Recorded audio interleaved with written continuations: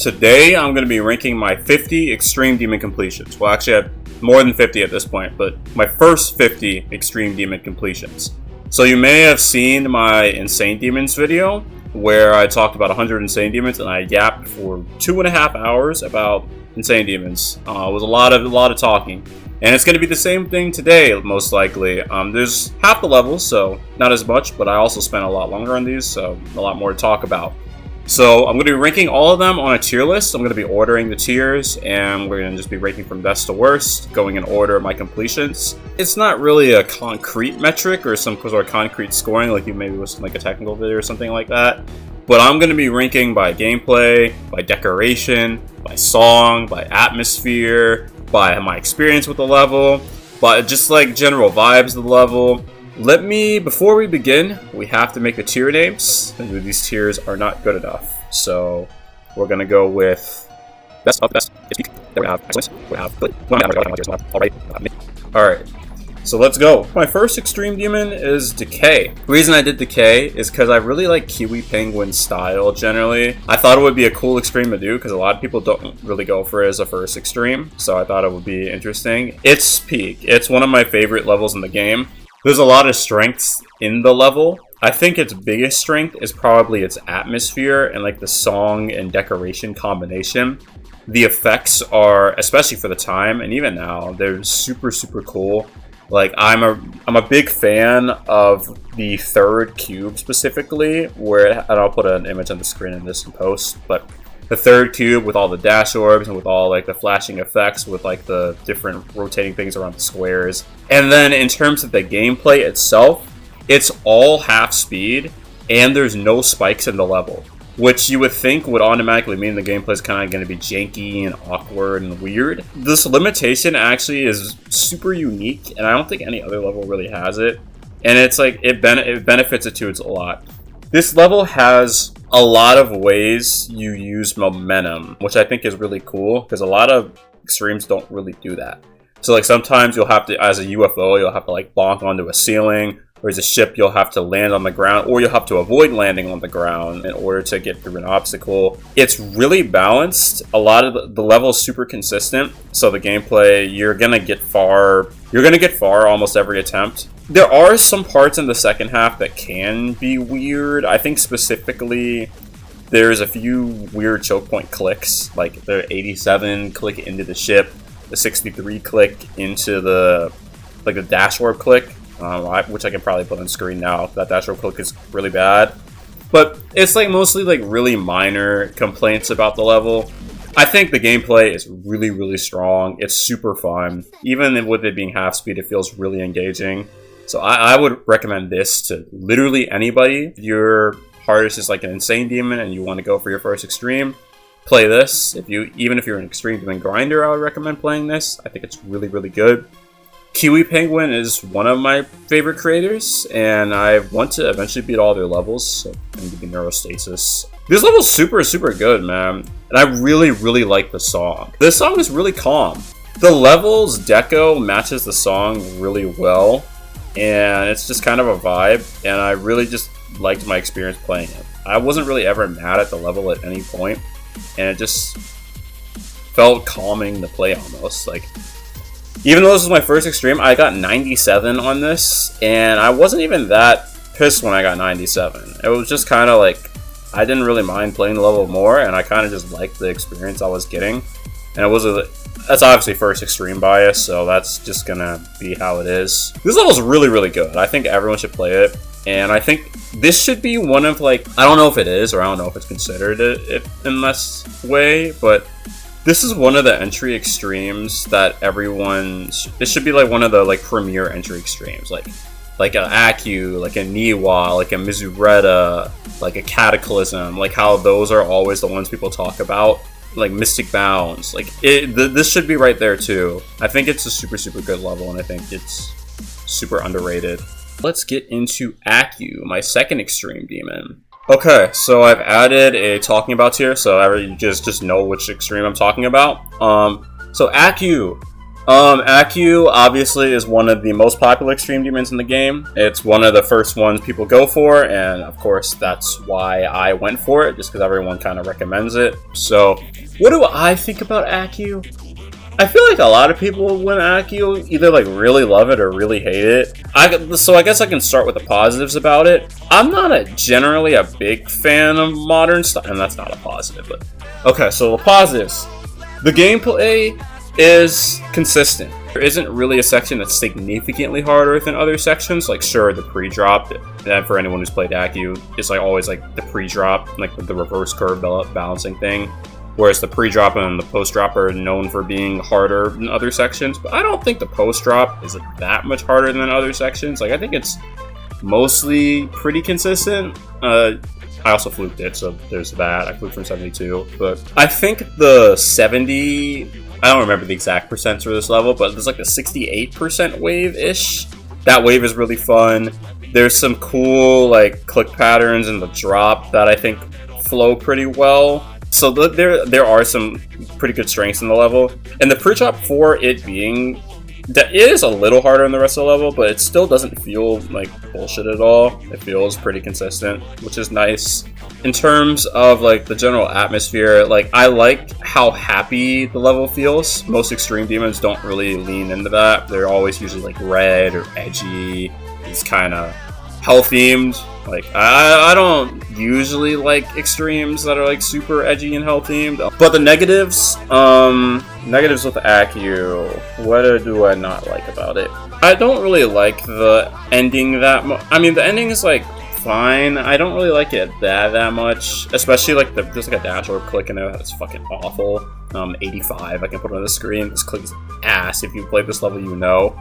I don't like the middle that much. Specifically, there's like the UFO, like the little section from like the duel to the 4x speed part, like right before the 4x speed part. I think that section's definitely weaker than the other sections, gameplay-wise and decoration-wise. Like, that section feels kind of forgettable and weak compared to the rest of the level. Yeah, as I said before, I'm not a huge fan of this specific part of Epilogue. Epilogue's the Crayo song, for people that don't know. I like the part that's used, well, we'll get to Echo later, which is the remake of this. But I like that part of the song more. That's really the only like real complaints about it. I guess the peaks of Accu, if I'm trying to compare it to Decay, like basically, the peaks of Accu are way lower, and the weaknesses are also way lower. So it's just, I think it's just alright, but also it kind of fills a good niche, which I think I might honestly add to like how I rank my tiers, like what kind of niche is the level filling. So like Accu has a purpose. It's like the entry extreme people go for, which I think matters. And there's a reason people go for it, because it is consistent. It tests everything, which I think is important. It's not like super wave carried, it's not ship carried, it's not timings carried. It kind of tests literally everything, which I think is good. So I just say it's like a good level. Anyone who talks to me about GD always knows I call this just like, it's a 7 out of 10. It's like the most definite 7 out of 10 there's ever 7 out of 10. That's what I always call Accu. I talked more about the positives and the negatives of the level, which I think generally means I like the level, and I do like the level, so I'll give it a 7 out of 10. Alright, let's talk about Incipient, which is my third extreme demon. Dude, this one is tough, because I beat this around the same time as Accu. It took me about the same time as Accu, honestly, too, but I think this level's a lot harder, and I was getting super unlucky with this level. Incipient. I gave this level originally a 1 out of 10 enjoyment due to how bad my experience was and due to how long the pre-drop is. And generally, when it comes... I'll talk about the gameplay first, because I care most about gameplay when it comes to these things. I think a big problem is the pre-drop just lasts so long on this level. That's just something that's just a personal preference. I don't like long pre-drops in levels, because it just feels like a drag to play from zero. I think that the drop gameplay specifically is really fun. Especially, like, from, like, 60... Like, from the drop to, like, 80. Like, specifically, like, the spider, the wave, and the ship. Like, those three sections stand out to me. Like, I think they're really fun. I'm a generally a really big fan of 4x speed gameplay. You're probably going to see that as the list goes on. I really like fast-paced gameplay. And Decay is an exception generally. I usually don't like slow-paced gameplay that much, but Decay is an exception. It's just a big problem with Incipient for me is the pre-drop is just so long. There's not really any choke points in the pre-drop, which is nice, but the spam part, I guess that also counts as the pre-drop. That part is really fucking shit. I'll put it on the screen now. It's awful. It's so bad. I wish I never had to see it. Basically, it feels completely inconsistent. There's off-screen timings. You're clicking at like 5, 6, 7, 8 CPS. It doesn't feel consistent at all. There's not every click's even a buffer. There's just some random timings that don't feel like they should be timings, and it's just awful. And the duel right after that is also awful, and it's when there's a part that's hard, that's right before the drop, that usually pisses me off dying to it a lot. That's just a me thing, but I don't like that, and especially because it's at like 52%, that duel ball. It's not fun. And then, that's just the gameplay. I think there are moments that are good, like I said, like even like the 80% ship that's later in the level. It's hard, but I think it's pretty fun. And then I could talk about like the decoration. It's dated. It doesn't look very good now, obviously. It's super duper early 2.1. And Jenkins definitely has better looking levels that I'll get into later that I beat. The song is pretty good. I like the song, and I do like the kind of general vibe it has, but the decoration is just kind of mid. I don't even, it's like fine. It's fine, I guess, for the time, but I'm just not a huge fan of that kind of style. If I was rating this in 2024, I'd probably have called it awful, just because my experience was so bad. But I think it's alright. There's some good moments, there's some bad moments. For now, we'll just put it there. Okay. Next demon is Falling Up, which was another hardest I did after Incipient.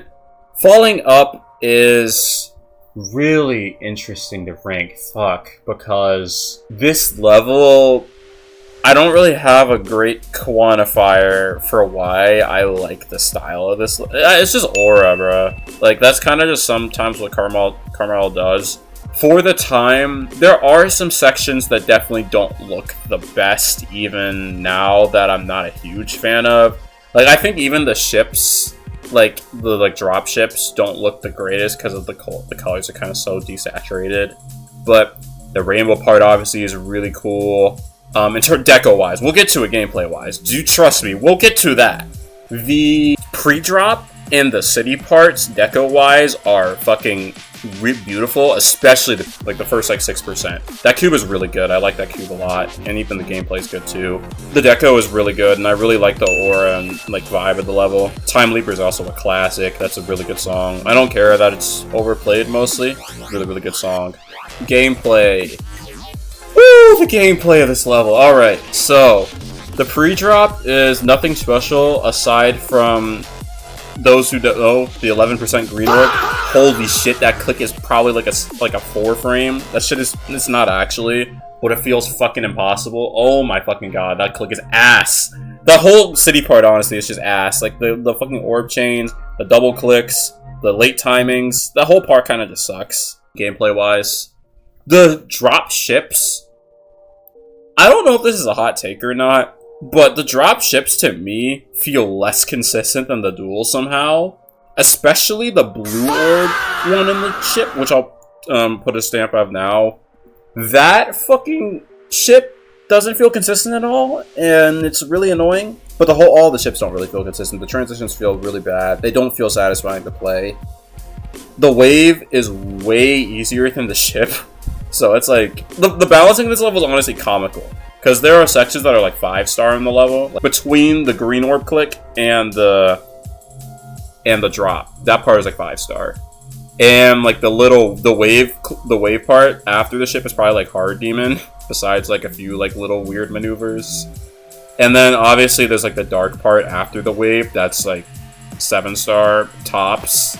So there's like, and then obviously there's the ship after the dark part, which I think is honestly pretty good. It feels consistent. It's hard, but it feels consistent, and it's out. And I think one of the more satisfying parts to play. And then there's the fucking 71% green orb, which is the choke point of doom. You have to see this click. Look how fucking stupid this click is. Oh my god. And then you get to the duel. Anyone who has not seen Falling... Well, actually, everyone here who's watching this video who's played GD has probably fucking seen this duel. Let's be so honest. This duel, literally, I beat this level, and it still doesn't make sense to me. I don't know how I even learned it. I don't know how half the things work. I don't know why some of the green orbs send you the way they do. I don't know why some of the yellow orbs work. Why some of the yellow orbs kill you on slopes, why some of them don't. I don't know if this level is fucked by 2.2. I don't know if the level was benefited by 2.2. I have no fucking clue. But what I will tell you is that this duel is not possible to get consistent. There is literally no way you can get it consistent at all. Most people think the second half of the duel is like the dumbass part of the duel, which obviously it is a dumbass part of the duel. It literally has a Lotus Flower ship in it. Why is that in a tier 22 extreme? Fucking ass. But what I will tell you, the first half of the duel is honestly worse than the second half of the duel. I think the yellow orbs, I've died to 88. I don't remember the percents, but it was like 88-ish, I think. Like a triple yellow orb chain, I died to that 4 times, and I have no idea why I died to it any time. It doesn't make any sense. There's also like there's like some green orb clicks in the rainbows over the curved rainbows and the spikes parts that also doesn't make any sense. Sometimes you die and sometimes you don't. Look, at least the second half, I can visually see why I'm dying and what led to my death. In the first part, I have no fucking clue. So, that duel is honestly a mess, but it's also aura. So, it's like one of the most memorable parts in any extreme. It's bad. Like, don't get me wrong, the gameplay is awful in the fucking duel. Like, it's horrible, and it automatically makes it so it can't be an excellent level, which is where I think it could have maybe gone if that duel didn't exist, or like if the gameplay was better. But I think I'll put it below Accu. In a vacuum, or like, maybe it's alright. Maybe it's alright because like the duel is so bad. Nah, maybe it is alright, because I do think it is probably worse than Accu. But I do think the level depth is like pretty cool. Has aura, has good atmosphere. It's also kind of got that happy vibe that Accu has, which I think is nice. I'll put it right there. Alright, let's get into Troll Level. So Troll Level was my 5th Extreme Demon, and before even getting into the Decker, I'm just going to go straight into the gameplay for this level, because this was, I don't even know, maybe Dawn Shard by X-User takes the cake for this now, but this was one of the hardest things to learn I've ever done. You have to dedicate like a night to just like getting adjusted to like how the level operates. I think learning the first 38% of this level, like the little cube mazes, especially like the 19 to 38 one, that one specifically, bro, learning this shit is hard as balls. Like, it took me like a full day to learn this, and it took me like, I think like a third of the time to beat it. I don't think the base gameplay is that hard. Like, you could even argue, and I even do argue, that it is an insane demon, because the base gameplay just really is so much easier than most extremes. However, the learning process by itself, I think, could make it an extreme demon, and probably is why it is extreme demon. So be wary of that if you're going for it. But I haven't said anything about the actual quality of the gameplay yet, because I do think the quality of the gameplay is actually pretty good. There's a lot of satisfying movements and satisfying things you do in this level. There are some like stupid wave choke points, but I think this is one of the better entry extremes. It's probably not even one of the better. I think it is one of the best entry extremes, honestly. I really like this level. I honestly I like this style of deco. I know it's not like the most like pristine thing in the world per se. I would be lying though if I said it was an excellent level, just because I do think it's kind of rough around the edges in some parts deco wise, and I do think that it's just so inaccessible because of how fucking learny it is. It's so learny. Like, it's actually kind of crazy how learny it is for the difficulty of this level. But I do think it's a good level. I don't know if it's an excellent. Maybe it is. Nah, it could be low excellent, honestly, because the gameplay, I like the gameplay way more than Accu, and I like the deco about as much as Accu. I think the song is better than Accu. Oh, okay, yeah, it's better than Accu. This is one of my most enjoyable experiences, by the way. I gave this like a 95 out of 100. I think it's really good.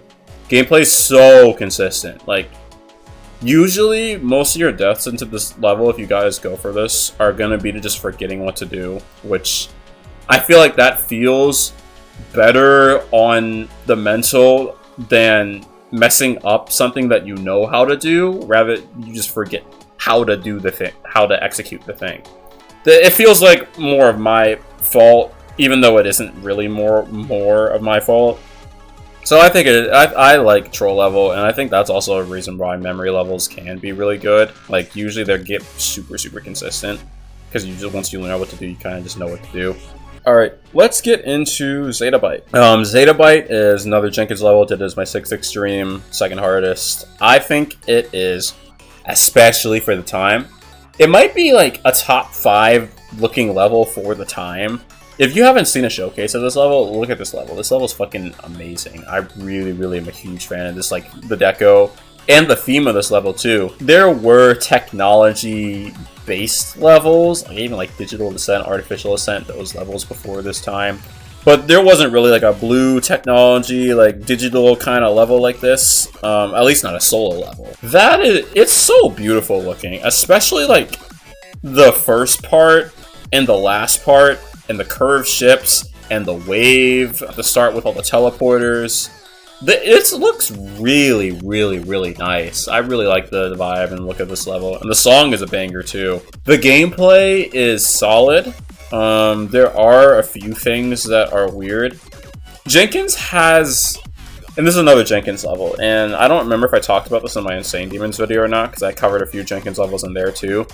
But Jenkins has this tendency, I don't know if it's a problem, well, I think it's a problem. He has this tendency to put spam parts in like the middle of his level, in like the 50 to 60 range of his levels a lot of the time, and they never feel consistent. Like, sure, it's fine to have like a high CPS part or whatever, it is what it is. But usually he only has like one high CPS part that's just like so much higher than the rest of the level. So gameplay wise, it just feels super out of place. But like I don't like the 20, like after that teleporting wave to like the slow robot section, like everything between those two sections is not really my favorite. Especially, like, there's some bad transitions, there's some bad weird dash orbs, there's some, like, weird orb chains, but there are definitely some good highlights with the gameplay. The duel's hard, but the duel's pretty good, too. Like, I think Zettabyte is... I don't know if it's... No, it is excellent. It's a beautiful looking level. I'm very... valuing, I think, Deco a little more highly than I did on my Insane Demon list. I really didn't care about that much in my Insane Demon list. I cared a lot more about the gameplay. But I think the gameplay of this level is still good enough to warrant it being an excellent tier. It's better than Troll level, so I will put that there. Alright, so we have Echo. Echo was my next hardest. Well, it was the hardest for me because I did this jump from falling up. Well, I don't know if it's a jump, but I did it from falling up. I'm so mixed on this level because it's a remake, and I don't think it's that good of a remake.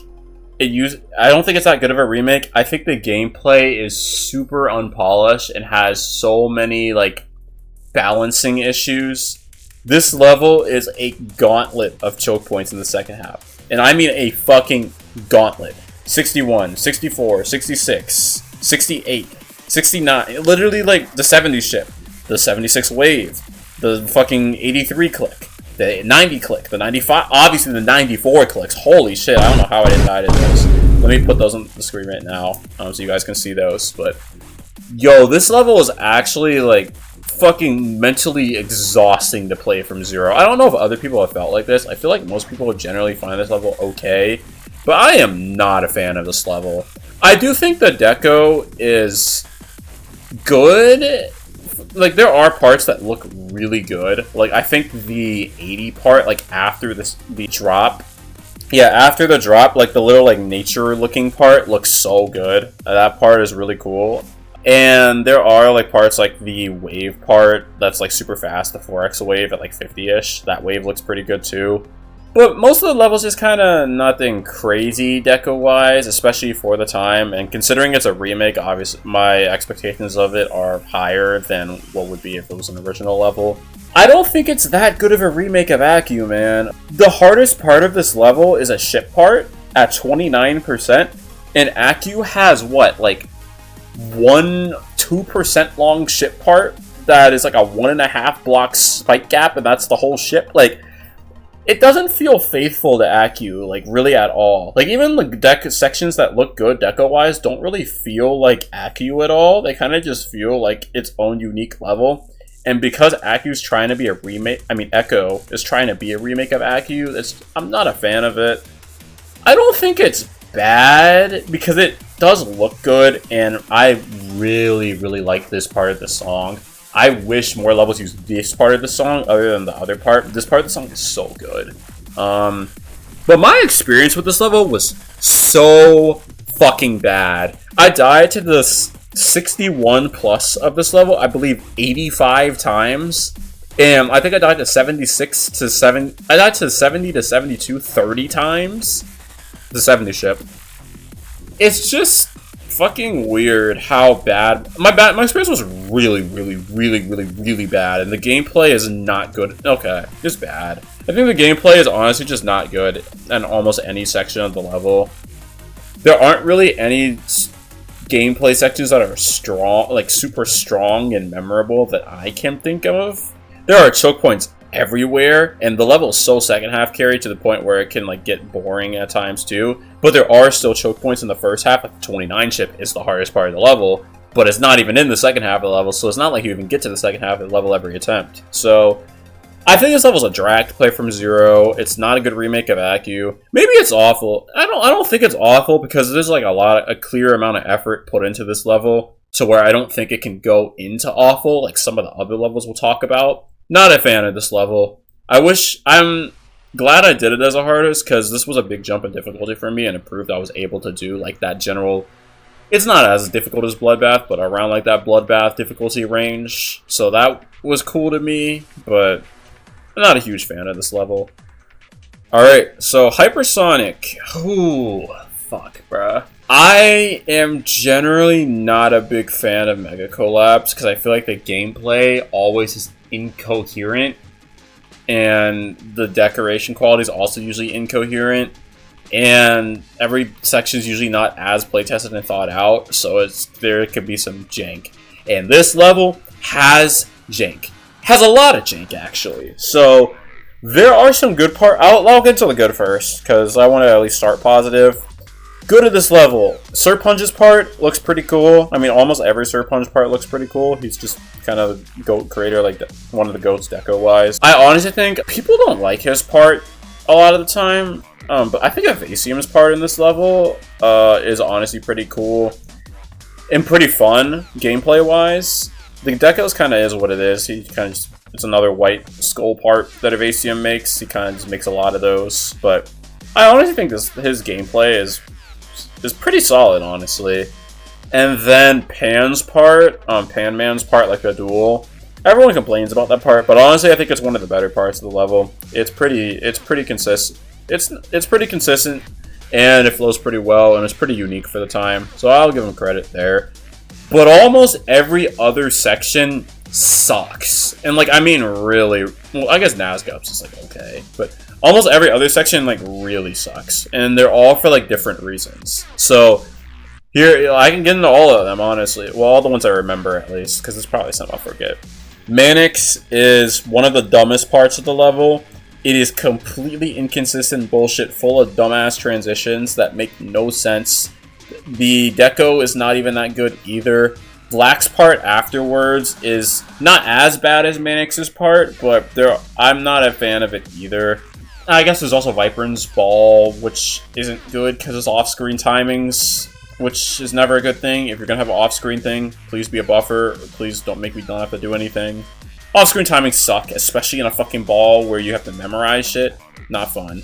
Etzer's part, which is like whatever, and Terran's part, which is like whatever. But you may have noticed I've omitted one part for those who know this level. But we'll get into that later. That creator. Actually, no, we'll get into it right now. Okay, it's Xanthic Alpha's part. And his part is maybe the... I don't know if it's the worst part I've played in any Extreme Demon, but it's definitely like... If I was to rank Extreme Demon parts, it would be like bottom 5 for sure. I don't think there's a single consistent click in Xanthic's part. Like, I think the wave is bullshit. The UFO at the end is super bullshit. The spider is inconsistent. Literally everything. The duel just sucks. His part is inconsistent as fuck. It doesn't look very good. Xanthic's honestly just one of my least favorite creators in the game because his gameplay just never sticks with me. I just don't think his gameplay has aged really well. He just kind of puts a bunch of random portals and shit and just like plays it once and it's like, yeah, it's good enough. It worked that one time. But it's just buggy and bad. I really don't like Xanthic's part in this level. I could go on for so much time about Xanthic's part. It's so bad. That was the main blocker and the main reason I don't like HyperSonic. And also, I haven't even gotten into the theming of this level. This is also supposed to be in the Sonic series, and the Sonic series, in my mind, is like supposed to be really fast, supposed to be like kind of theme like Sonic, like so it's like more bluey, more like bluish. It's supposed to have like the ultrasonic and supersonic creators in it. It's just not as even no, it's just awful. It's not. It doesn't do what it's supposed to do. It doesn't really have a niche at all. Like, for as much as I fucking hate Supersonic, and as much it is probably still my least favorite level in the game. For as much as I hate it, at least it was an original level. So there's that at least. I don't know. Hypersonic is just not there, and I'm not a fan of the deco. And I'm not a fan of the song at all. This song is, this song, bruh. It's like a song you would listen to on a YouTube intro in like 2011, bruh.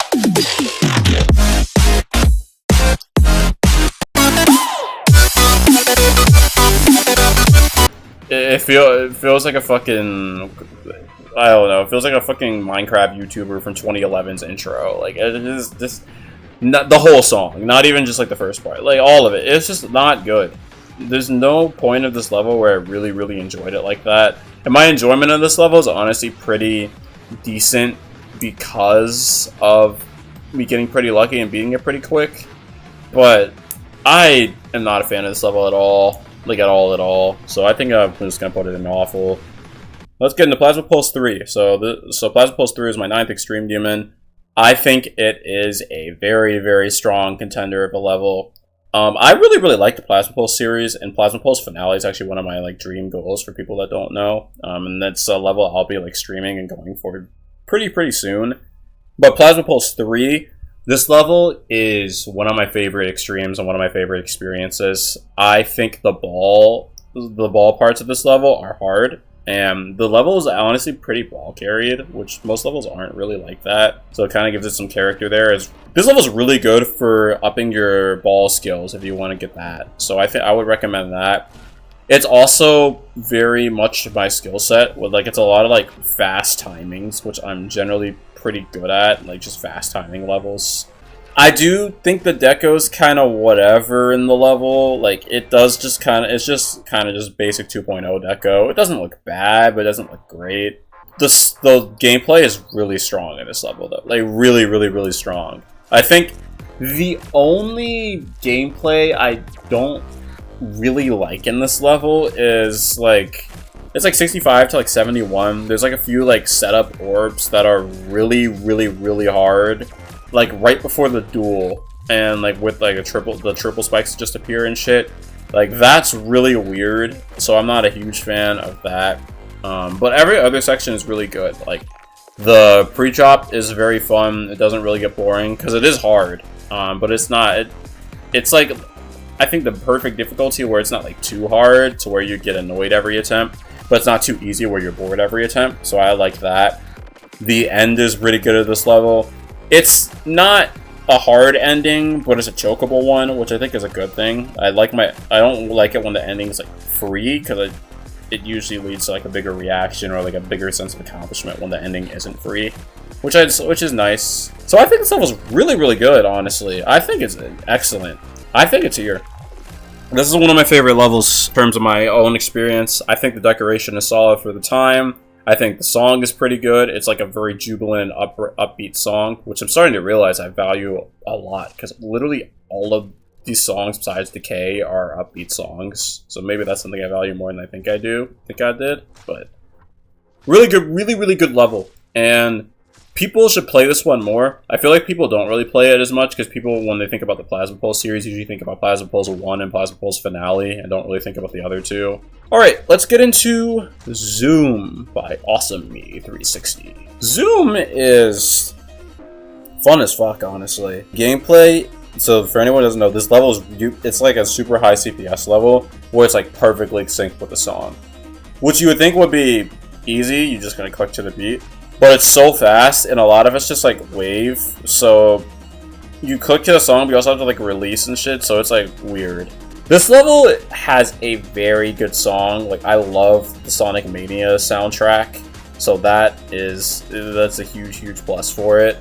The deco style of this level is really strong too. Like, I really like AwesomeMe's style. He's very versatile, and his colors that he chooses are also usually really nice. And this level is no exception. It's kind of like a retro themed gamer kind of style with a retro themed Sonic song, so I think it goes really well.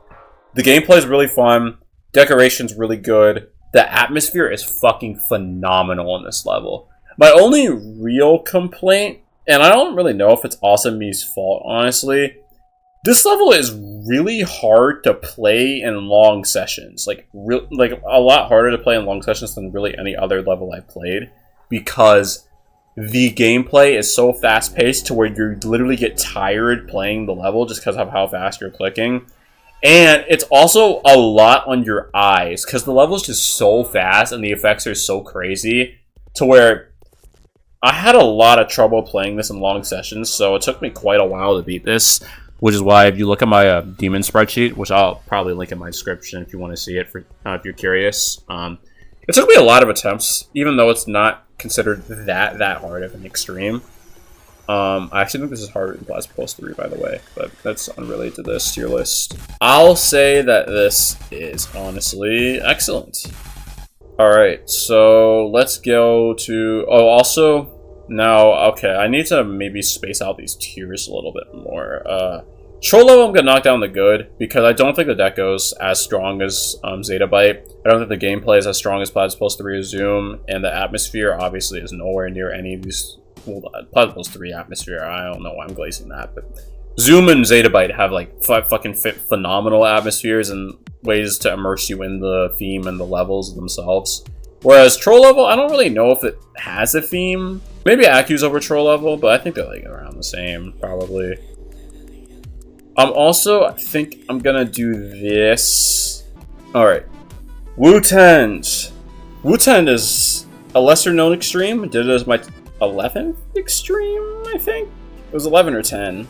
Oh my god, I fucking can't count. Holy shit. It's my 11th extreme. Yes, 11th extreme. This level is really good. I've tell people to like play this in practice runs all the time, because people just don't really know about this level like that. It's a Kiwi Penguin and Wandu level. Well, that's why I play it, because Kiwi Penguin's in the level. I like almost every Kiwi Penguin level. Well, actually, I do like every Kiwi Penguin level, so it's a big strength. Wutend's song is so good. It's one of the best songs in the game. It could be the best song in the game, honestly. I don't know if it's the best, but it's probably like top 10. I need to eventually do like a songs tier list. That could be something I could do. Wutend is a really good song. It has mostly really good gameplay. Wandu's parts are weaker than Kiwi Penguin's parts, both gameplay-wise and theming-wise, by a pretty significant margin. Like, Kiwi Penguin has some fucking fucked up ideas in this level that work in his favor. And when I mean that, I specifically am talking about the fucking swing copter in the middle of the level. That literally no other level I've ever played that has a swing copter has matched that swing copter's energy. That swing copter here, I'll just play it for you real quick. Look at this swing copter.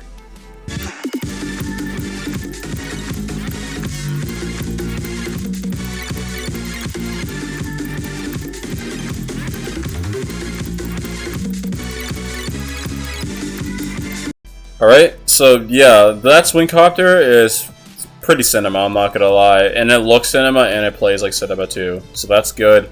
I do think Wandu's parts, as I said before, are weaker, especially the last wave. The last wave of this level is way harder than the rest of the, like way harder than the rest of the level. And it's mostly because you can't really see the wave, just because of the deco is so distracting in that part. The wave gameplay is really awkward in that level, and it feels like super muscle memory. But it kind of feels like if you close your eyes and play, it's like the same difficulty as if you have your eyes open, which is not a good thing. Especially because it's not a memory level. That part sucks. The UFO part before the swing copter, Kiwi swing copter, also is not very good either. It's a lot of clicks that feel like they should be synced that aren't synced, and a lot of timing that feel harder than they are, which doesn't feel great to me. But I don't know. I'm not a huge fan of those two parts. I think his other parts are pretty solid. Like, I think his ship is pretty solid before the wave, and I think the pre-drop, like, I guess both of his ships. I really like his first ship. I know a lot of people don't really like slow parts to start a level that are like before like the song really begins, but I like that part of the level. So it's fun to play, and it's hard because it's hard. So you feel like a badass every time you do that ship, which is nice, especially if it's closer to one of your artists. His deco is solid. Kiwi Penguin's deco is fucking beautiful on this level, especially. I think the swing copter honestly might be his worst part deco-wise, and it's one of his better parts he's made, which is funny. Like, the last part and the first cube are fucking cinema, bro. They're really good deco-wise. So, wutend, I've yapped about this level for a while. I could talk about this level for a long time. I remember this level a lot. Had a pretty rough experience with it, but honestly a pretty memorable one too. I did die to the last input of this level, so very fucking awesome. But I think it's excellent. In terms of where in excellent, I think it is here. And maybe I need to... yeah, this looks good to me. Alright. Cataclysm! So this is a classic. Even people that don't know about GD, if you ask somebody who doesn't play GD to name a non-main level, they probably will either name this one or Bloodbath. So, iconic-ass level. I think Cataclysm as a level is going to be hard to rank because obviously my standards are not as high as they are for modern levels just because it's an older one. It's just like super old level. I think the level is... let me put it in here so people can see. I think the level is honestly not bad. Like, there's obviously some really bad things in it. Like, the first wave is obviously infamously stupid. And the dual ship and the 40 ship are two... well, not really it's more so like 71 specifically in the dual ship rather than the dual ship itself. But that and 41, the little like mini ship straight fly thing, impossible. So hard. I don't know why that's in this difficulty of a level. If you nerf those three things even slightly, like the wave, the 41 ship, and the 71 ship, it's probably just like a tier 19 insane demon, honestly, which I think it would be great as one, but also probably wouldn't be as known if it was that. I'm kind of yapping, but basically I think the level is pretty solid. I don't like, though, and maybe this is not fair to the level itself, but I don't like that so many people go for this as their like first extreme or like their entry extreme, and then they'll like play this and they'll be like, oh my god, this is so fucking choke point, this is so like ass or whatever, and they'll just never play an extreme again. Or they'll do something worse, which is jump to Bloodbath after Cataclysm, which we'll get into. We'll get into that later. Trust me, we'll get into that later. But yeah, Cataclysm as a level itself, I think the deco is really good for the time. Some sections look really solid. Some sections look really good, especially of course the mini ball UFO section that everybody glazes like at 55. That section obviously looks really good for the time. It still definitely holds up today. The wave at the end is iconic as fuck, and it's not hard, but it's like a solid ending, I think. And then the last straight fly obviously is iconic as fuck. So this is an iconic level, man. So I think it isn't gonna be anywhere below mid. I guess I put it next to Incipient, because I think this level is better than Neko. Like, Cataclysm's a completely original level. It has really good looking deco for its time, which I value that specifically. Like, I value the deco for the time a good amount, and just like what the style of the deco is, and I like this style of deco. This style of deco was like one of the first Hell levels, so it kind of is what it is when it comes to that kind of style. But I think it looks pretty good. The gameplay obviously is flawed, but it's not like the worst shit ever. Like, it's better than Echo and Hypersonic, so I'll put it in alright. Okay. Maybe possibly Thing. I'm just gonna honestly skip the bullshit. This is one of the best levels in the game. The deco and the theming and the gameplay, literally everything about this level flows like butter, bruh. I know it was like made by like it was verified and verified by Yakum Nugget, made by Noble as kind of like a sort of semi-joke level. I don't know if it's actually a joke level, but it is so good. I love how much energy, literally all of, like, for lack of a better way of saying it, the guys in the level have. Like, obviously, like, the Cold War fight with, like, the guns between the USA and Russia, like, I mean, USA and Soviet Union. That part is obviously iconic. The waves have, the little mini-wave kind of choke points there are mini-wave choke points everywhere, but it kind of is what it is. Most of them get mostly consistent aside from 85, but the deco-wise is really good. I really like the 40 part. All like the little like semi-boss fights, like the little red guy who shoots lasers at you and shit, and then like belches at you at the end, has like a whole like lore drop with the story and shit. Like, there's a ton of energy and character in this level. So I'm just gonna put it right there, and best of the best. Maybe I lower it to excellent if there's other levels that go in this tier. I'll eventually also assign a best extreme demon, which I'll get to later. Maybe Possibly Thing is so good. You guys should definitely play it, and I think if you want a memory extreme, this is the one you should go for. Like, of any memory extreme, that's like easier at least. Crowd Control is the next extreme, and this level is pretty good. I really like the style of this level. It's super cool. It's super unique, especially for the time.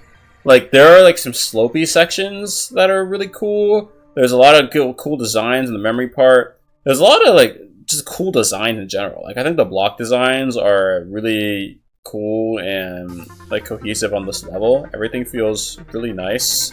The gameplay flows really well. I think there are obviously some parts that are harder. Like, I think everyone knows who has played this level that the 19 mini wave and 62 UFO are just fucking impossible. Shout out to the 4 blue orbs. Other than that, the gameplay flows really smoothly. So I would say there's nothing crazy about it. Like, a deco isn't like the craziest thing ever. So I'll just say it's a good level. Better than ACU and worse than Troll level. Maybe it's better than Troll level. I'll put it here. It's better than ACU, worse than Troll level. Alright, Mystic Bounds is here, and Mystic Bounds is probably the best extreme in the game, I'm not gonna lie. I think Decay is my favorite extreme in terms of experience, but in terms of the actual level itself, the deco, the gameplay, the theming, the atmosphere, the song, it's a GMDM. It's gonna be good. It's a GMD man. Let me glaze a little. It's gonna be good. It's a GMD man level. Let's be so serious. But okay. So anyone who doesn't know Mystic Bounds, it's a GMD man level, 5 minutes long, extreme demon gameplay. Well, it's really hard demon gameplay because it's a 5-minute entry extreme, but it's mostly click synced. It's synced basically perfectly in every section, which is really impressive considering the length of the level. There is not a single section of this level that looks like an outlier in terms of bad. There are other sections that look an outlier in terms of good, like specifically the wave dashboard part that like before the duel, like with all like the petal flowers and like the it raining petals and stuff. That part looks sick. It's so good. It's so good. This level is really fun to play from zero, which is shocking considering the length of the level. Most levels of this difficulty and length, well, maybe not of this difficulty, but of this length, are not fun to play from zero. So it's kind of a testament to GMD Man's skill as a gameplay creator. There aren't any choke points in the level, I think. It's been a while since I played this level, so maybe I'm misremembering something. But I don't think there's a single choke point in this level. Even like Decay has some choke points, so there's that. Yeah, I think Mystic Bounds is the best extreme when it comes to fucking getting the combination of gameplay, song, deco, etc. And then also the song, I don't really know exactly what the theme of this level is, but it kind of just feels like you're traveling through like a mystic atmosphere with like kind of like very colorful, kind of naturey. You kind of go through space. You kind of go through like all kind of different. You kind of just go through. It's, I don't know. It doesn't really feel like a space theme level. It just kind of feels like an atmospheric masterpiece. I think it's just so good. Yeah, in terms of the tier list itself, it's definitely the best here, like by like a good amount. I think Decay is close just because it is my first extreme, and it also was like one of my favorite experiences I've ever had with the game, just because of how good the song and atmosphere are. But Mystic Bounds is like that fucking level, bro. And I haven't even talked about it. Bro, the asymmetrical duel after you, like, it's so crazy because you like have the blue part before the petal flower part, which I think is one of the best parts in any raid level, the petal flower part, and then you go straight from the petal flower part into the fucking most high energy, climactic, intense, nerve-wracking 170 BPM fuck-ass duel. Well, not a fuck-ass duel, it's a really good-ass duel that you've ever seen, and I can play that right now. It's just like a crazy climax for the level, and then like the rest of the level is just fucking a nerve check, like, which I love. It's just like stressful, but it's not bullshit at all. Even the last like little bright section is not easy. Like, you can definitely die to it, and I almost did. So like stuff like that. I think GMD Man handles the difficulty perfectly in this level, handles the tension build-up and releases perfectly in this level, where there's quite a bit of those. Just kind of it's just a masterpiece, man. Like, for how long the level is, and for how long the level is, I am shocked how consistent the quality of the level is. It's so good. I don't know if this is like one of like the extremes that people think of as like one of the best extremes in the game. I don't really know. I'm not really tapped in on that like that. But this level is fucking fantastic. Like, if you are watching this video and your hardest is anything above like high hard demon or so, please play this level. You don't have to go for it, just play it. Like, it's like an artistic piece. Like, you will go to like a fucking museum or some shit, and you like see the Mona Lisa or whatever. This is better. This is better than Mona Lisa, bro. I don't know what to tell y'all, but it's so fucking good. Please play Mystic Balance. I honestly might need to update my own Extreme Demon list on my spreadsheet, because I think this is maybe my new favorite extreme, just because of how fucking polished it is as well. Like, there's not a single section that looks bad in the 5-minute level. Like, it's nuts. Okay, next level is Uprise, which I have infinitely less to say about than Mystic Bounds. Uprise is I don't think it's a 1.9 level, but I think it's a 1.9 styled level, at least.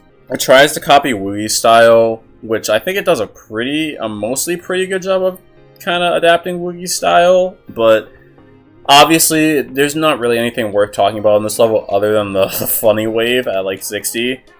The whole level's like mid-tier Insane Demon tops, and then you get to the hardest wave you've ever fucking seen. It weirdly kinda gets consistent after a bit. It takes a while too, especially because I did this when my hardest was like a tier 24. So it took a while, but it honestly isn't like that bad.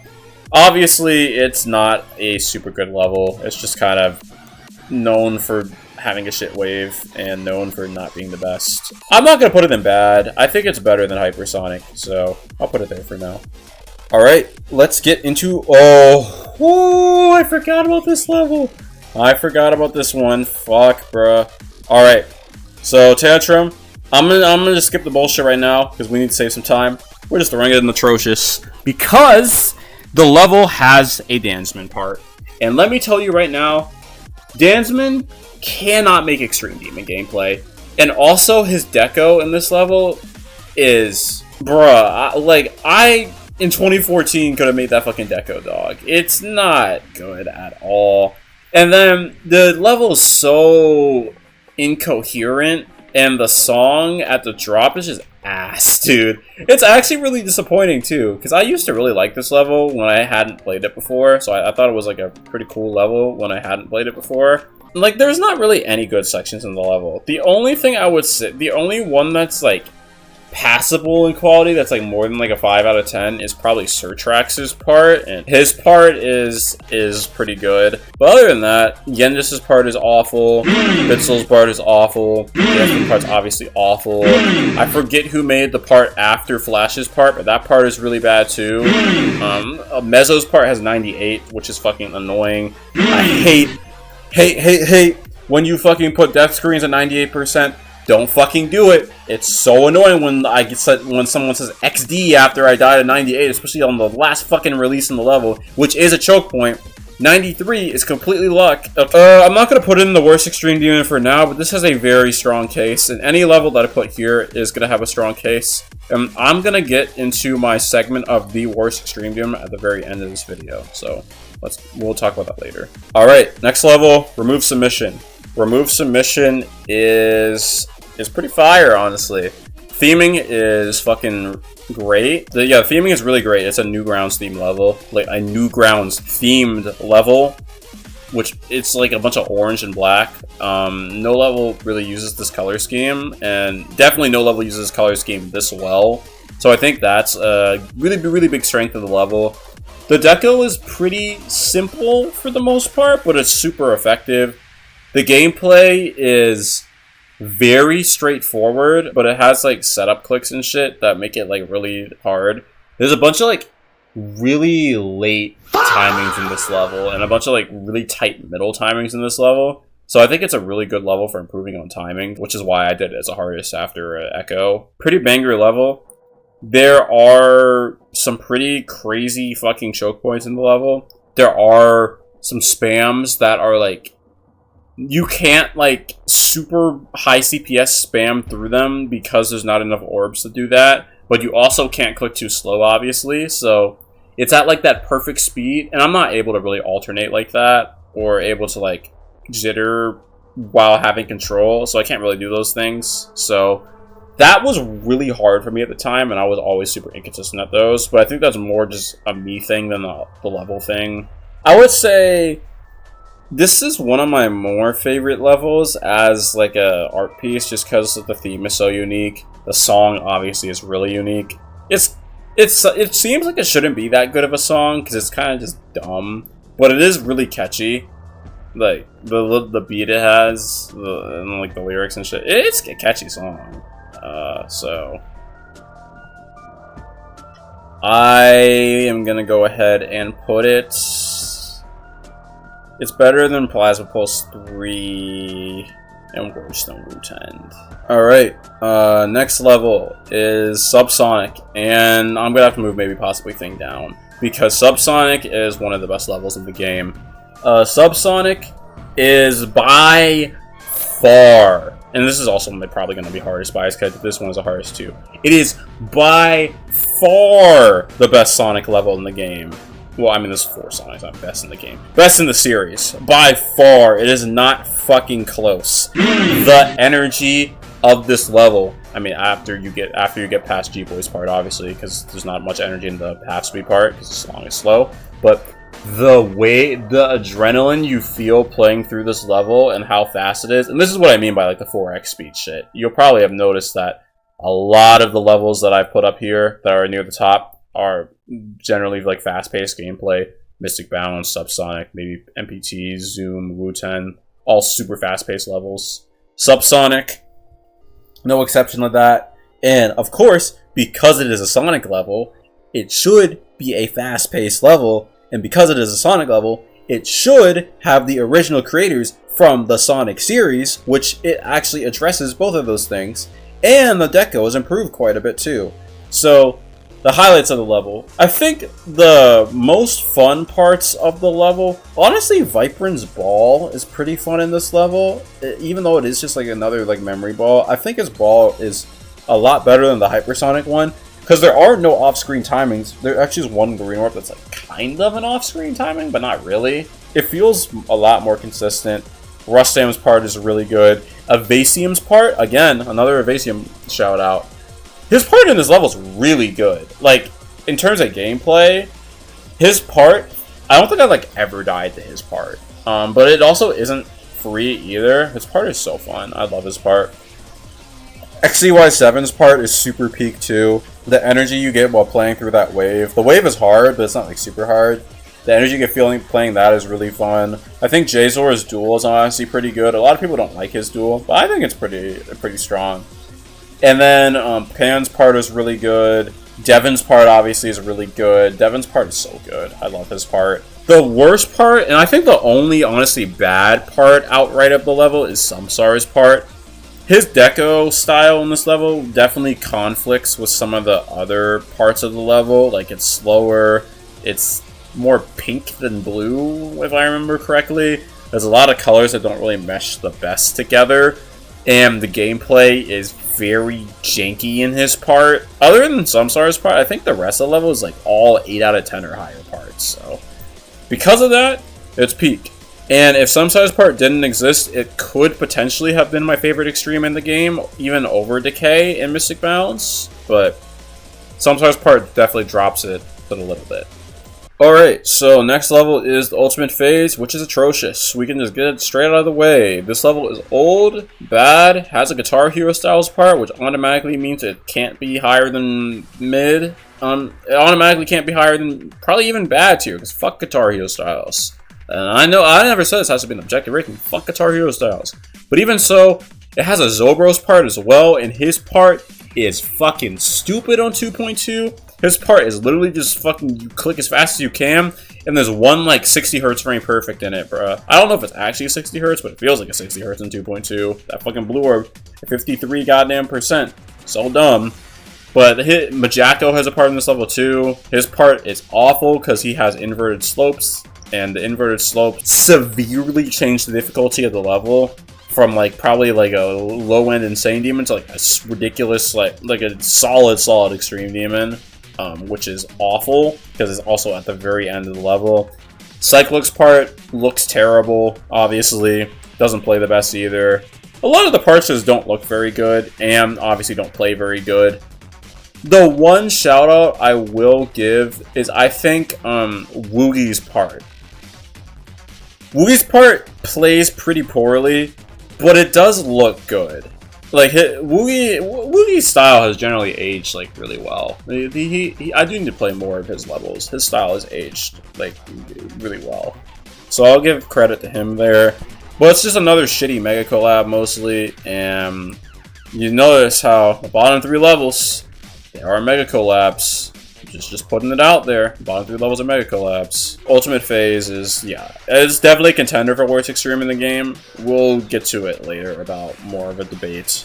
Okay, Dreamer. Dreamer is another Kiwi Penguin level that I beat, and this one is not as good as Decay or as good as wutend because it kind of drags for, I think, a little longer than it should. It's a 2.5 minute level that feels like it should be like a 1 minute 45 second level because some of the sections just last a long fucking time. The ship and the cube sections feel a lot weaker than the wave and the, well, no, I guess the robot's not that strong of a section. I guess the wave just feels like the strongest section of the level by a good amount just because it's the most fun. The ship is honestly pretty fun too. You have to do a lot of momentum shit similar to like you have to do in Decay. But the ship just has too many choke points to be like super enjoyable in it. At least the wave doesn't really have any choke points. So Dreamer, oh I forgot to drag this here. Dreamer is not bad though, at all. I think it's a good level. It's like on the border of good and alright. The decoration and theming is solid. It's a good looking level, but for now, I'll put it here. I'm also going to lower Falling Up to alright, just because of how janky this level is. I do like the level's deco and like aura a lot, but I think even Karma L has better looking extremes and insanes also that I got into last video, and that we will get into this video too. Down bass, haha, funny level, piss piss green level, whatever, piss circles. This level is really funny, and that's also the reason I beat it, or like went for it, because of how funny it is. I honestly, when I was going in this level, I expected this level to be really, really bad. Like, I expected it to be like a 3 out of 10 or 2 out of 10 enjoyment, but it was kind of more like a 6-ish or 7-ish. I think it's not bad. It's super unbalanced. Like, 15 to 39 of this level is way harder than the rest, like, way harder than the rest of the level. So you're going to be dying in the first half a lot, and the level does not get consistent at all. It can't be any higher than alright. And obviously the deco is fucking trash. It's down base. So it can't be super high in the list. Just because I didn't like my experience with Echo. No, I can't do that. I can't put Echo. I can't put Echo above down base. I can't do that to Echo as much as I didn't like my experience with it. Yeah, it's just down bass at the end of the day. It's just, it's like, you kind of, when you play it, you kind of just have to lower or temper your expectations, and you could have like a decent time with it. But at the same time, the fact you have to do that probably means it can't be super high, so I'll put it there. I'm glad I did it. It was my 9 circles hardest. Glad it was a good accomplishment for me. And then, right after down bass, I did another 9 circles hardest, which is 10th circle, which is interesting because my experience with this level, and I think the gameplay of this level, is very weird because the balancing of this level is very weird. Even post-update, I know the balancing used to be even worse, but post-update the balancing feels better, but it feels still strange. Like, the last wave is way harder. The last wave and like 29 to 31 are way harder than the rest of the level. Like, way harder than the rest of the level. Like, the rest of the level, besides maybe the first ship, is literally insane game of difficulty. Like, it's that unbalanced. But the one strength 10 Circle has going for it, I guess 2 strengths really. The song is really funny, like really funny. It's the fucking, I'm pretty sure it's a Russian guy like saying how he got like dumped on a date or some shit. That's pretty funny. That's cool. I mean, well, maybe it's not funny. Maybe it's more heartbreaking than I think it is. I don't know. It's memorable there. And then the deco is very good in this level. Like, really good in this level. Especially, like, the wavy part that everyone always glazes. Like, then I glaze it too, because it's a fucking fantastic part. The wavy part, like, between the waves, unironically, how the wavy part is between the waves, like, how it goes back and forth. That part is so cool. I love how that part looks. And also, I love how it plays, too. It's really fun to play. I had a bad experience with this level, and I don't think the gameplay is super good. So I'm not gonna put it in good, because the gameplay I think definitely needs work, and with the balancing department, though I don't think the base gameplay is bad by any means. So maybe it's low end good.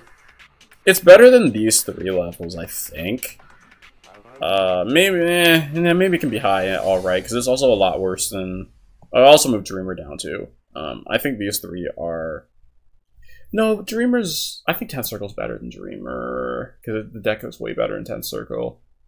Alright, we'll do this. I don't. This feels better to me. I feel like I do really like its deco. No, but the gameplay's. I'll have them both down here. I think this is better, and then we can also move Zettabyte to good. Yeah, we'll move Zettabyte to good. And the reason I'm moving Zettabyte to good is because my experience wasn't the greatest with it. And also this level does kind of feel over-decorated at some points, which I forgot to mention before. And the gameplay is really just nothing special in this level. Like, there aren't really any super memorable gameplay sections besides the curved ships, the spam, which is not a good thing, that I remember that one. And then the teleporting wave. But other than that, it's kind of just filler gameplay for the most part. Artificial Dream. This level I don't have a ton to say about because I beat it like pretty quick for the most part. I mean, the first half's way harder than the second half, and I think the deco style that Virus was going for is pretty cool. Like, there's a lot of detail in this level, and it looks nice. The song is really good, like really good. I really like I forget the name of this song, but I think it's called Dreams by Spades. It's a good song, so I like that. I think it's just like basically the exact same levels ACU, like a little 7 out of 10 that doesn't have any like crazy flaws in it. There aren't really any crazy choke points in this level besides maybe the 30 wave. The 30 wave is tough, but there's not really like one-click choke points. But no, actually there's 88. I did forget about 88. Okay, alright. I forgot that click exists. That click single-handedly lowers it to alright, because that click is completely like feels completely random, honestly. The deco is solid and the gameplay is okay. I'm not a huge fan of the gameplay just because it feels so flowy and speed changey, and it feels like weird. I don't know. I'll put it in alright. I might honestly lower ACU to alright too. And then, yeah, I think this is better. Carcano. Oh, this is my 25th extreme. Alright, we're halfway through with this one. It's the cognition style type of extreme, and this is my first like cognition styled extreme. I am a big fan of the style, and it's a big reason I want to do cognition in the future at some point. I like how it feels and how claustrophobic it feels. Like, it's a nice looking style, and it's a nice style that it feels like you feel like a badass going through it because of how tight and like enclosed you feel, encapsulated you feel in like the atmosphere of the level. So I think that's a big strength of the level, and obviously it's not the first to do that, but it executes it pretty well. The song is pretty solid. The deco is really good. Deco's really good, honestly. I'm a huge fan of the deco on this level. I think there are some balancing issues, and specifically, there are a lot of balancing issues in the second half of this level. I think the first half of the level, especially like the pre-drop and like most of the early parts of the drop, are very fun. And they get very consistent, and you almost always pass them, which is low-key crazy because it doesn't feel like you should almost always pass them, but you kind of just do, which is nice. Carcano has some nasty wave choke points, like some nasty wave and ship choke points. The fucking 54 wave, the 70 ship, the 86-ish ship. There are some disgusting wave and ship choke points in this level, which keep it from being in like excellent or anything crazy, but I think it could be in good, like next to crowd control. Bloodbath. Honestly, I'm just gonna put this here and we'll talk about it later. Well, actually no, we'll talk about it right now.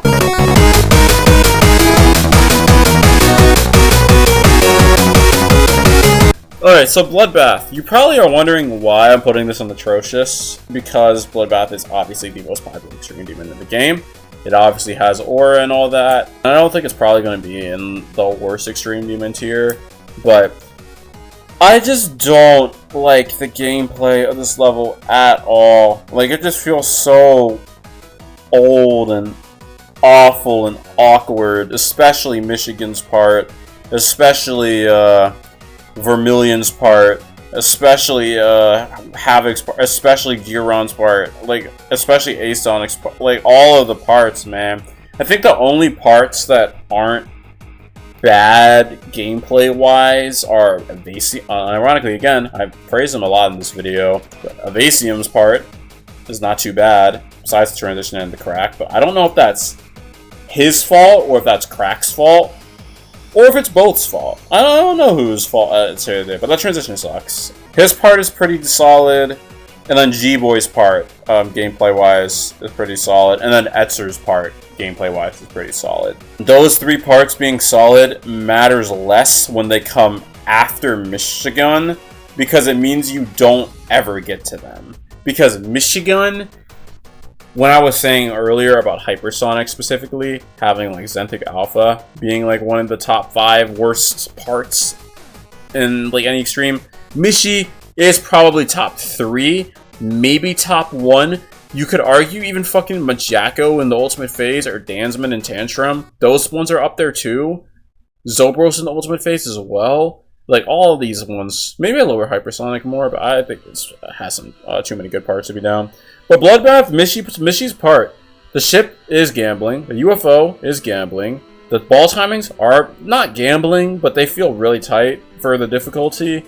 And the wave is fine, and the cube, I guess, is fine, but the cube feels inconsistent, even though it shouldn't feel inconsistent. Because it's like the type of timing where it's not a buffer, but it's like right after a buffer, which I think is like low-key one of the hardest timings you can put in levels. So that's not fun, in my opinion. Bloodbath is not a very good level in terms of gameplay, and I think most people generally agree with that. I'm not even a really big fan of the deco, honestly, either. I think the deco, for the time, is obviously, like, fine in most parts, but I think the only parts that really stand out to me in terms of, like, oh, these are memorable decoration parts that, like, I could, like, that are, like, iconic decoration-wise. Evasium's part. Evasium's getting a lot of glaze in this video.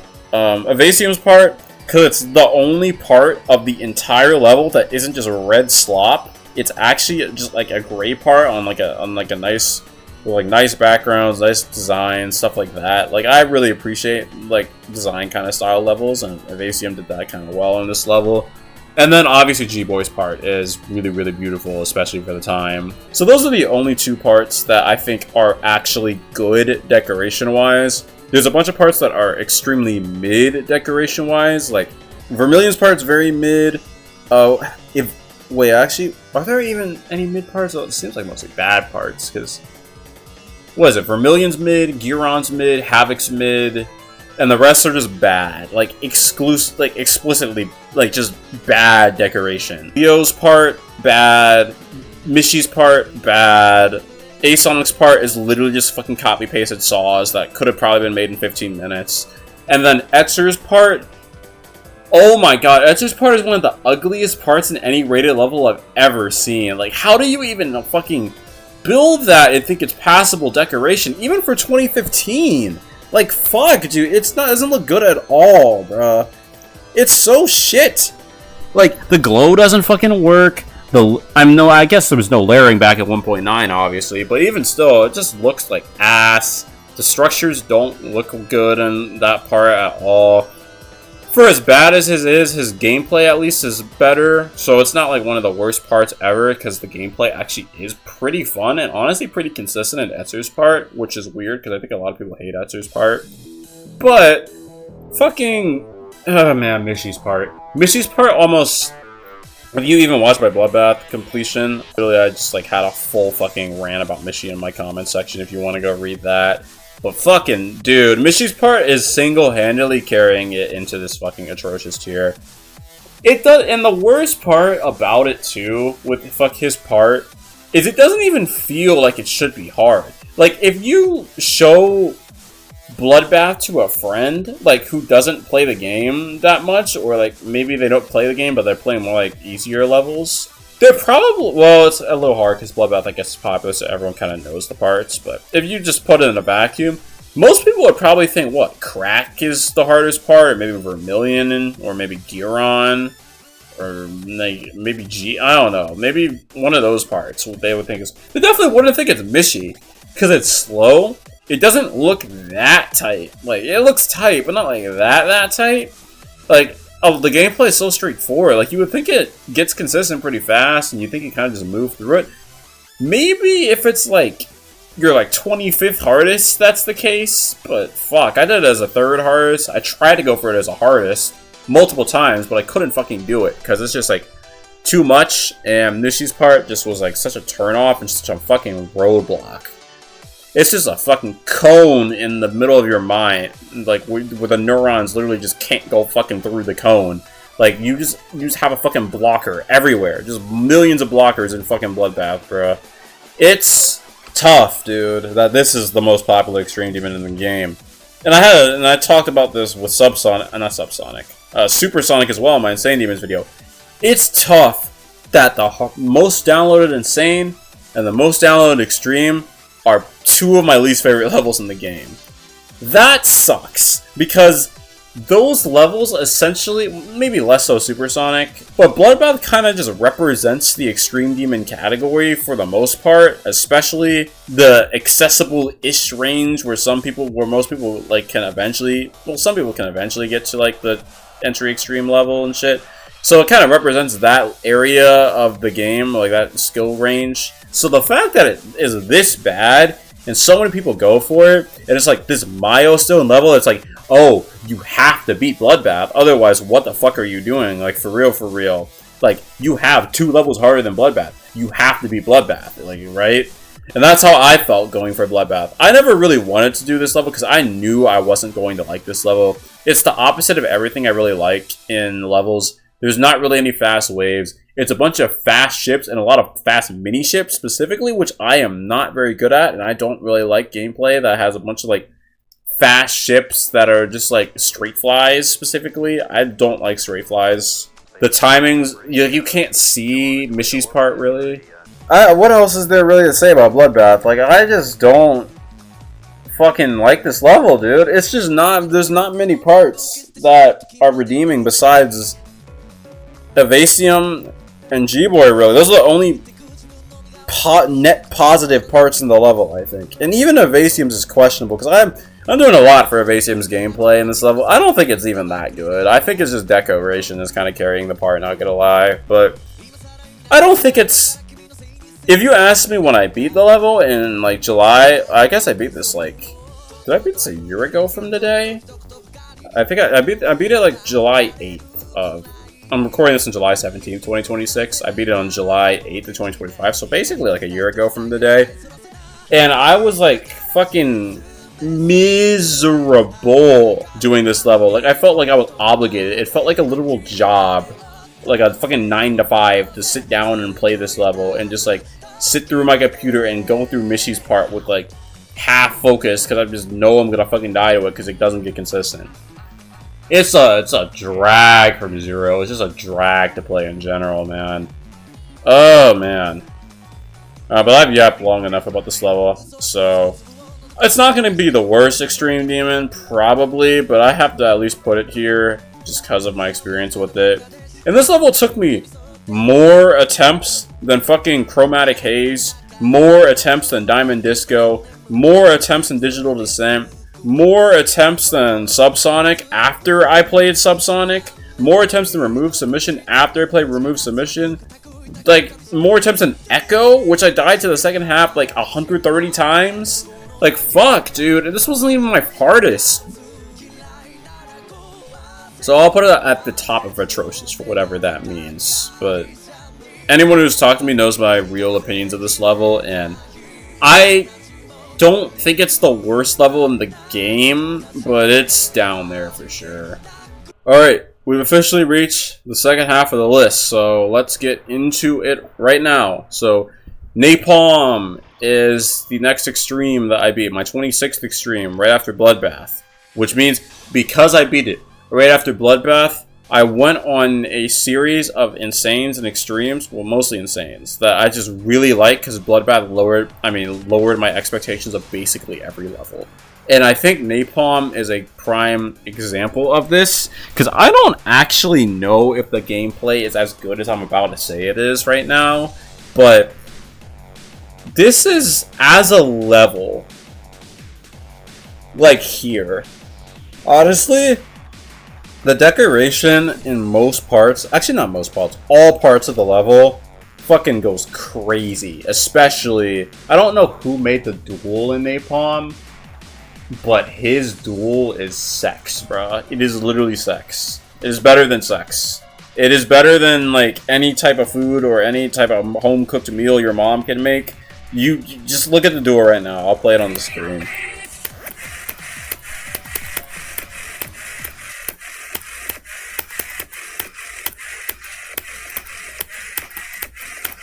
Okay, but yeah, that duel is really good. The deco overall is really good. The theming's really good. You're running from like a burning city, pretty sick. I think there are some sections gameplay-wise that certainly are weaker than other ones. Like I think Sminx's part, like the wave before the duel, is pretty weird. It feels easy, but it isn't easy. Like I don't like when levels are like that because it feels inconsistent, obviously. And then there's Vapin's ship, which is weird. It doesn't feel like it should be weird, but like the moving objects kind of make it weird. There's also the part before Vapin's part, which is like the little like flowy, learny, click patterny part. I don't remember who made that part, but that part I remember is kind of tough too. There are obviously some benefits as well. Optex's part, before the click patterny part, really good. I really like his part. I really like the corridor section in Napalm, where you like kind of have the dual corridor part is really good and really unique. And I think it inspired even one of my layouts I made too. So like that duel is really sick. I'm a huge fan of it. And then the end is really strong with this level, and the end screen. I know the end screen doesn't matter that much for quality of a level, but the end screen is sick. So the decoration of this level is beautiful. It is pristine. It is probably S tier decoration even today. I love the deco of this level. And I am a huge fan of the gameplay as well. Besides just like Vapin's part, I don't really like his part that much. But every other part is really strong. So I'd say easy S tier. So yeah, best of the best tier. BOJ, Blade of Justice. This level is classic, and it is really good. It's really good. I think the strengths of the level are... Actually, let me put it here so people know. The strengths of the level, the decoration for the time is absolutely mind-boggling for 2.0. I think it's late 2.0, but still, it's absolutely mind-boggling how insane this decoration is. Like, it looks immaculate. And then the gameplay, I love levels that are overall skill sets. Like this level tests every single thing. There's like fast-paced ships, there's slow-paced, actually there is a slow-paced dual ship, I guess. There's fast-paced ships, there's fast-paced waves, there's like a super slow-paced, like nerve-wracking UFO, which most levels don't really use UFO as like a nerve check game mode, so I think that's a very unique thing. I like the first robot, honestly. A kind of aura intro. It's super slow and super like timing centric. I think that part's pretty cool. I think it's a good level. It's nothing crazy. The strengths of this level aren't super high. It's not as high as like crowd control, where it's like you kind of just like feel like a badass every time you go through it, because it's like super short, super fast, and you kind of just get to places really quick, which I like. And similar with Carcano, honestly, they're like both like 1 minute extremes. And I like shorter levels usually. But I think it is better than Acu. It's probably... Actually, maybe it is better than Carcano, because Blade of Justice... It's just like an aura maxing level, bro. Like, it's... The deco for the time is way better than anything in this tier besides maybe Zettabyte for its time. I'd say Blade of Justice is like here. Alright, Cyclone is next. And Cyclone is pretty mid when it comes to my rankings, because the other problem with the Mega Collab that I keep bringing up, this level is inconsistent as fuck when it comes to balancing, and inconsistent as fuck when it comes to decoration, especially with the balancing department though, because the only things in this level that make it this difficulty, the only reason it's on the tier list at all, and the only reason it's not a fucking tier 18 Insane Demon, it is 3 parts. It is NLEX, it is Jenkins, and it is 98. And yes, I am counting 98% as a part. I don't even know who made the part, but it doesn't fucking matter, because 98% is literally harder than fucking like the 98% wave is literally harder than most hard demons combined. If you did an attempt on 9 circles, and you did an attempt on 98, I would probably pass 9 circles more on average than passing 98 on Cyclone on average. And I'm not even like fucking trolling. So 98 is completely luck. There is literally no consistent way to do 98. And that by itself, if you lower your expectations to be like, oh yeah, well I'm just gonna die 98, it is what it is. You shouldn't have to fucking do that. Why is that in the level? Fluke, going from 97, if your worst fail is 97, it counts as a fucking fluke on this level, because 98 is that fucking dumb. So there's that. But whatever, I spent 1 minute on talking about 1%. The other 2 parts, the 2 offenders, are Jenkins and NLEX.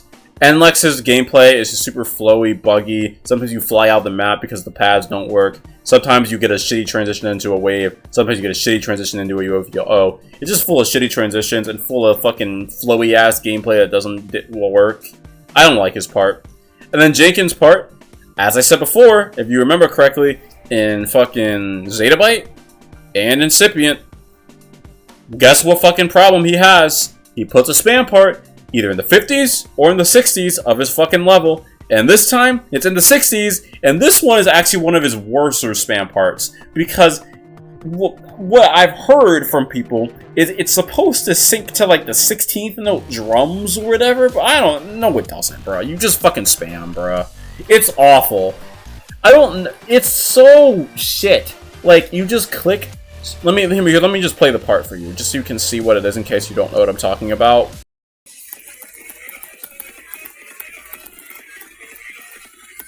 But yeah, that spam part is just not consistent. It's not fun to play. It genuinely hurts my hand to play it. Maybe I'm just old, but I'm 23 years old, by the way. But it genuinely fucking hurts my hand to play that level. I'm not a huge fan of it's like, oh my god, I didn't drag it here. I'm fucking throwing. I did, yeah, but yeah, I was talking about CYCLONE specifically.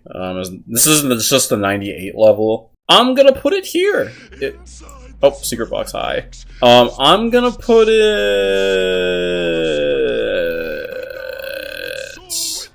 here. And we have, alright, here we go. We got Black Blizzard, which I forgot about this one, and I'm going to have to make a new tier, because this is my favorite level in the game.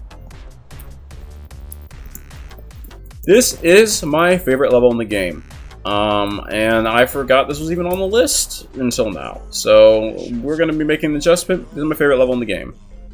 And the reason it is my favorite level in the game is, well, one, it was my favorite level in the game before I did it as a hardest. And it was my dream level that I always wanted to beat. I never, ever thought I'd be good enough to beat Black Blizzard. When I fucking did, whatever, Death Moon as a hardest in like 2023. I never thought it'd be good enough to build Black Blizzard. So it was always a cool, surreal moment. When I even fluked this level, I think the tension and the aura that this level like creates throughout is unmatched. The effects at the time, the tornado, the light like beam and shit. No one was touching Carmel at this time, and no one was doing these effects at this time. Like, that, it's fucking sick. No one had thought, like, a fucking Black Blizzard, bro. No one had thought of theming like this shit, bro. Like, sure, you could think of, like, a black and white level or whatever. Like, sure, there have been black and white levels before. Like, there was Acropolis, for instance. There was, Acropolis, Poltergeist. There were, like, a few other, like, those were, like, some black and white levels. Like, those had existed. But Carmel had a clear theme in mind and clear idea in mind on this level, and he executed it to perfection. The effects feel like you're fucking going through like a snowstorm, but like a dark snowstorm, and like a dark storm that feels like what is it? It feels, I don't have like the adjective to describe it right now, but it feels like pretty crazy to go through it. The drop, like the fucking tension keeps on building. It keeps on building until you get to the duel at like 60-ish. That duel is really good. It's super consistent once you've learned it, and it's so fun.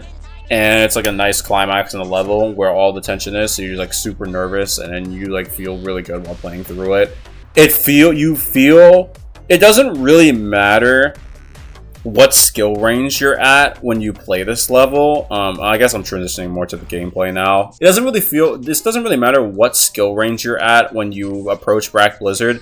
Anytime you get to the drop, just because of how fucking brutal the pre-drop is, both to learn and to do from zero, anytime you get to the drop, you feel, well, let me change the song real quick. Yeah, anytime you get to the drop, you feel like a fucking badass, bruh. Like, a satisfying feeling to get to the drop of this level. The pre-drop, obviously, is not the greatest thing ever. And if you were to lower Black Blizzard on my list because of the pre-drop, yeah, I would fully understand it.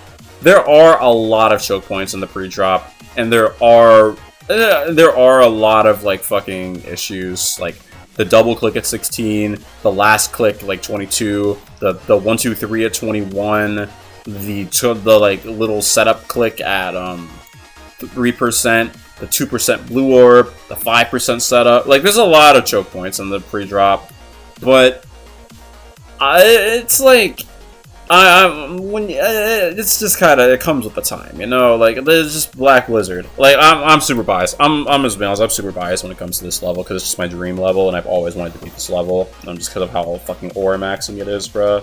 But I really like the 25 to 40% section as well. I believe, I don't know if it's harder than 0 to 13, but it's like definitely around the same difficulty as 0 to 13. It's tough, but it feels really good to do, and once you like got it down, you will never ever forget how to play it. It's just like one of those parts that just kind of sticks in your head, and you just like kind of learn it. The double clicks, the timings, and the setups, and like the little click patterns that go perfect, they go really well with the music too. Music sync for this time was like so uncommon, so it's like really crazy to see Karma L like doing that too. It flows really well. And even with how hard it is, it does get frustrating. I'm not gonna sugarcoat and say it's like never frustrating to die this level. There could be sessions that are absolutely brutal on this level, but like the journey you feel, the experience you get with this level, there isn't really a level, and this is something that I value a lot, and I feel like a lot of other people value a lot when it comes to extreme demon grinders or like extreme demon players. The experience you get. I want a level that's going to give me a unique experience and a memorable one that I will never forget. And Black Blizzard, you don't really get worse at the level ever. Like, it'll take a while to get onboarded, and you'll get stuck on the level, and the level will laugh at you, the level will kick your ass, it'll punch you to the fucking curb when you kind of die to 30, when you die to 22, when you die to 20, when you die to 29. 29 is fucking, fucking crazy, but at the end of the day, you will get better at the level, and you will conquer the level. So, like, I think this shit is pretty... It's mostly just, like, the journey going through this level that really is, like, the selling point to me for this. And then, like, obviously the theming is, as I mentioned before, it's a fucking blizzard, like a dark blizzard. That's sick. Like, that's awesome. No other level has done that besides, obviously, the one that tried to remake it in Dark Dimension, which is fucking slop. But Black Blizzard... Holy fucking cinema, bruh. It's actually just peak. And then I haven't even mentioned the song either, Dimension. Woo, Dimension is so good. I'm usually not the biggest fan of like the Creo songs, because a lot of them get overused and a lot of them kind of get used in flow levels, which I'm not a fan of flow levels at all. Especially, I'm not a huge fan of flow levels, and I haven't done a ton of them because of that, but Dimension, man, it's just fucking different, bro. And I feel like part of the reason why I feel like Dimension is different is not because of the song. It's because of how fucking aura this Black Blizzard is, dude. Like, it's just... Every part feels thematically executed... It's thematically executed really well. Like, the way it builds and releases tension. Even, like, the little cave at the end that's, like... the easiest part of the level, but like also it's like the most stressful. I mean, it's at the end. It's gonna be the most stressful part of the level. But I'm just kind of going all over the place with Black Blizzard now, just because I really love. I adore this level. This is just my favorite level in the game, so I can talk about this level for like fucking 5 hours if I wanted to. But it's a fucking masterpiece on playing with difficulty to also build tension, while also creating an atmosphere that plays with tension. Because like if the level was balanced, I don't think it would feel as good to get to the drop or feel like as much of a journey or as much of an experience as you would, because there are levels that are more balanced, like for instance like a Mystic Bounds or a SubSonic or an MPT. Those are all more balanced levels and probably in a vacuum like better decoration and better gameplay than Black Blizzard, but in terms of the experience and like what you'll get from the level, if you really are trying to go for the level and really care for the level like that, you're not going to get disappointed by it. It's a fucking experience that I think everyone should go through. If you're in the skill range, if your hardest is like Bloodbath or something, maybe if your hardest is like Bloodbath or around that area, it's a jump, obviously, but you could probably go for this. It's a mental warfare a lot of the time. it will test you in ways you've probably never even been tested mentally before. Like, this shit is fucking brutal from zero. Holy fuck, it's brutal from zero. But it's a brutal I like, because I just love the process of getting better on this level. It plays with tension, I guess to sum it up, it plays with tension really well. It's fucking really great when it comes to building an atmosphere. The decoration did something at the time that had never been experimented with that is executed phenomenally. The gameplay is super unique and memorable. It flows really well. It's my favorite Carmel level. Carmel's already one of my favorite creators. It's my favorite level in the game. So, I love Black Blizzard. I could talk about this for fucking 30 more minutes if I wanted to, but it's my favorite level in the game. So I'm just gonna put this here. Okay, I'm gonna go through these next levels kind of more quickly. Wario's Goldmine, next level I went for. Very good, very good. It is one of the stronger levels I've played deco-wise and theming-wise. It's literally themed after the Mario Kart Wii track, and I am a huge Mario Kart Wii fan. I really enjoyed this level. The problem with this is not the level's fault at all, actually. Well, I fluked this level from 28, so I feel like I'm not even going to really include my experience on this level. I'm just going to rate this as like a fucking visual, like just watching the level, basically. Because I don't have an experience on this level, essentially. Deco's really strong. The theming, obviously, as I said before, is really strong. I am a big fan of how, in this specific level, how the decoration specifically impacts the gameplay. So, for instance, there is a section in the 60s where you are a wave. Well, actually, I don't think it's just a wave, but you interact with PAL blocks that change how the map looks. Like, they like collapse the mountain and shit. And some of them you hit, and then some of them you don't hit. It's really engaging and feels authentic to Wario's Goldmine and feels super... Like, I love when there's like the decoration and the gameplay like are really like intertwined like that. That's just good level design, I think. So, that part is sick. There's also the minecart part with like the guys throwing bombs and shit. That part is... The Shy Guys throwing bombs. That part is sick too.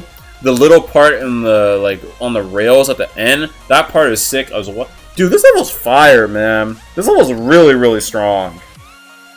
Like, really strong. I didn't honestly think I was going to put it that high before thinking about it more. So strong. I'm going to go ahead and put this...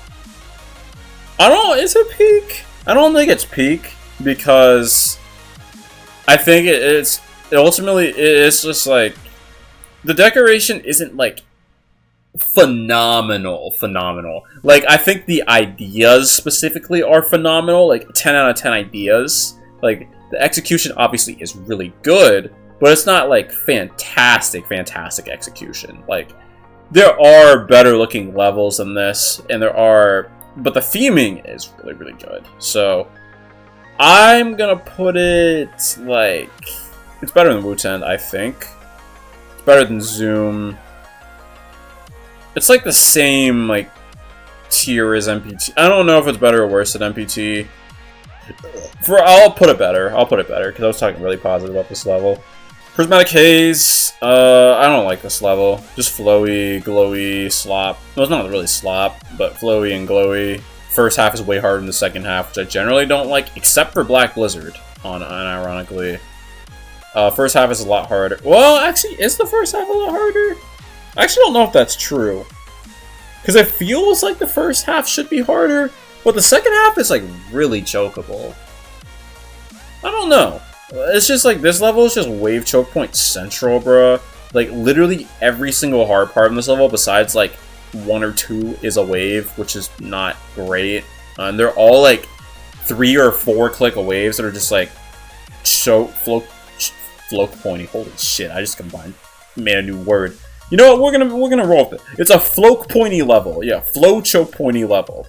So in a float pointy, all these fucking float pointy ass levels, bruh, ass.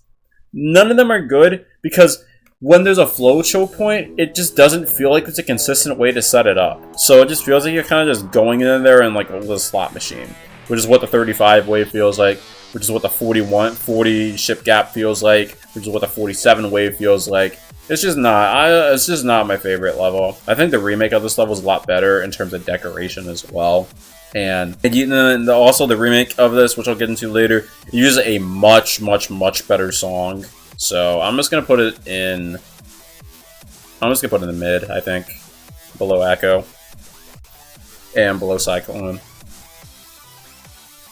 And I'm gonna lower down bass to bad, I think. I'm gonna lower these because they just aren't very good in terms of deco, at least, and gameplay.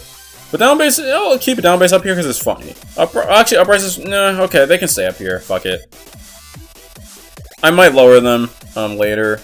Balengu Vortex, remake of Balengu Vortex, which I also need to beat at some point. Balengu is really strong of a level. The decoration is very solid. It is a huge, it's actually a gigantic upgrade from Balengu Vortex, both in terms of like visibility, so you can actually like see what you're doing in Balengu, and in terms of just how it looks generally. Like, I think the level is honestly pretty beautiful for like a 9 circles level.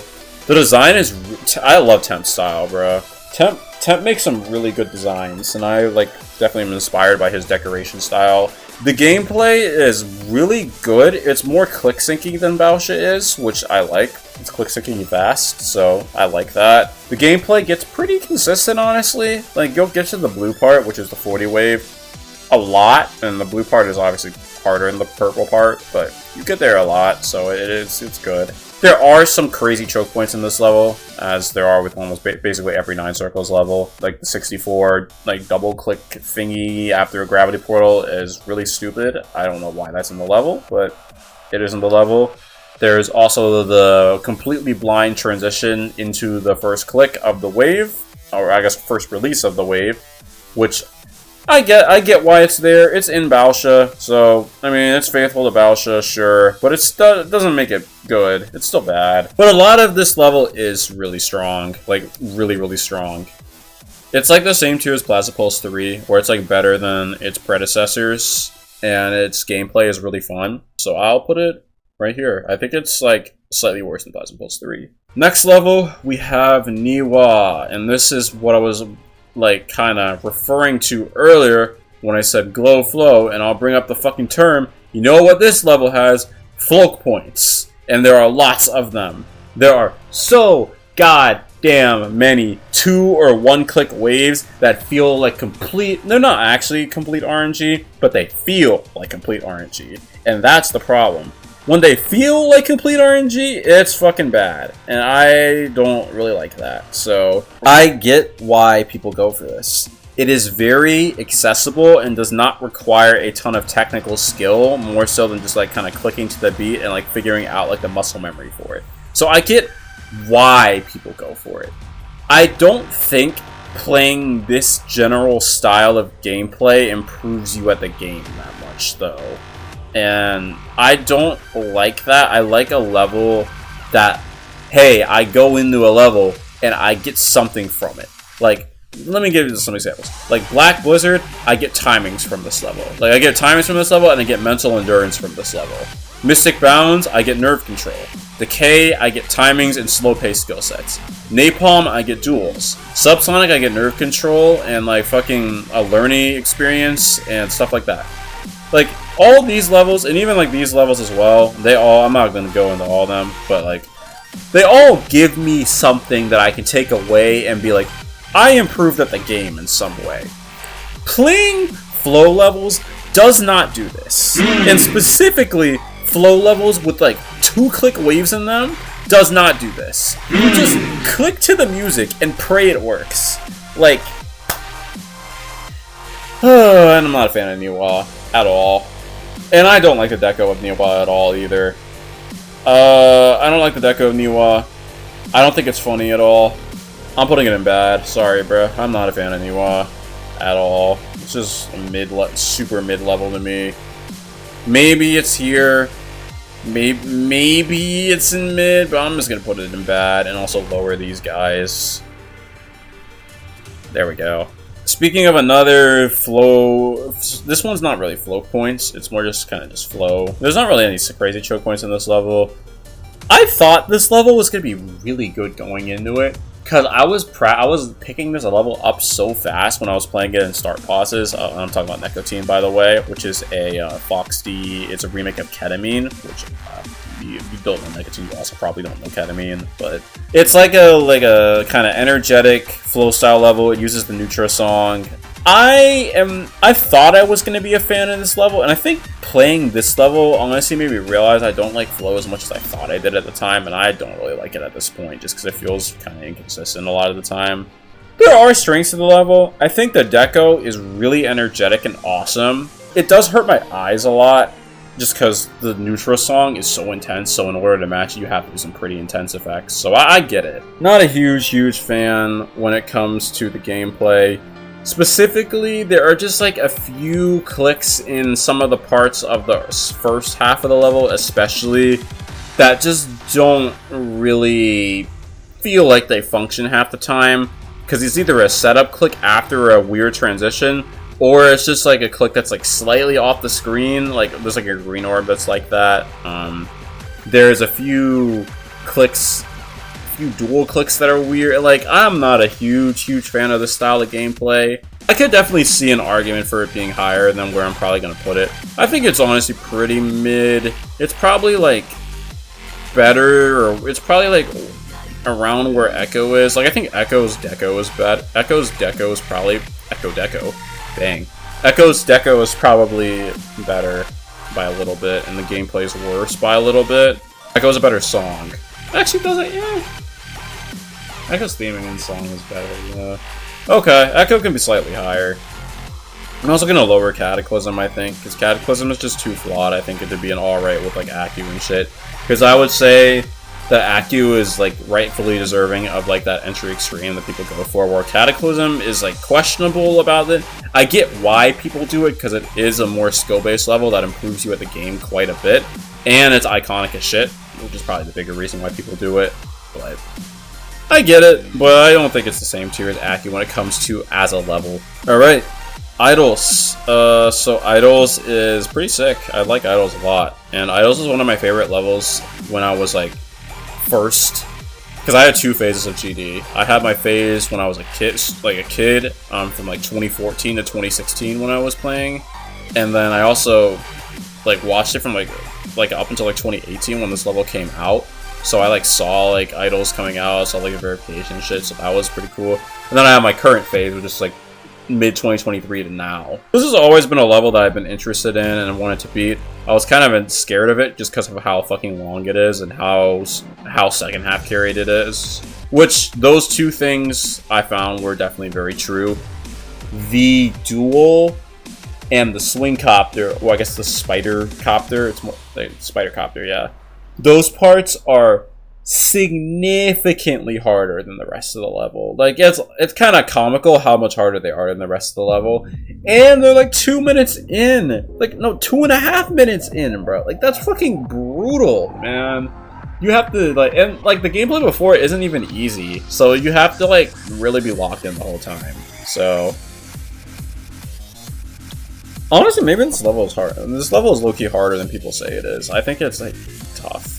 But overall, and we're not rating difficulty, we're rating quality. And I think quality-wise, the level's very, like, crowded and all over the place when it comes to, like, its decoration. And it's a mega collab, so that's to be expected. But it's very all over the place and doesn't feel super cohesive. But also, it feels like a music video. I don't know if that's intentional or not, but it's like a nice vibe, at least, even though it's not like a cohesive vibe. So I think it's a good level, probably. It's like around Accu Artificial Dream tier. It's probably a little better than Accu, just because I think it's more aura than Accu. That's really it.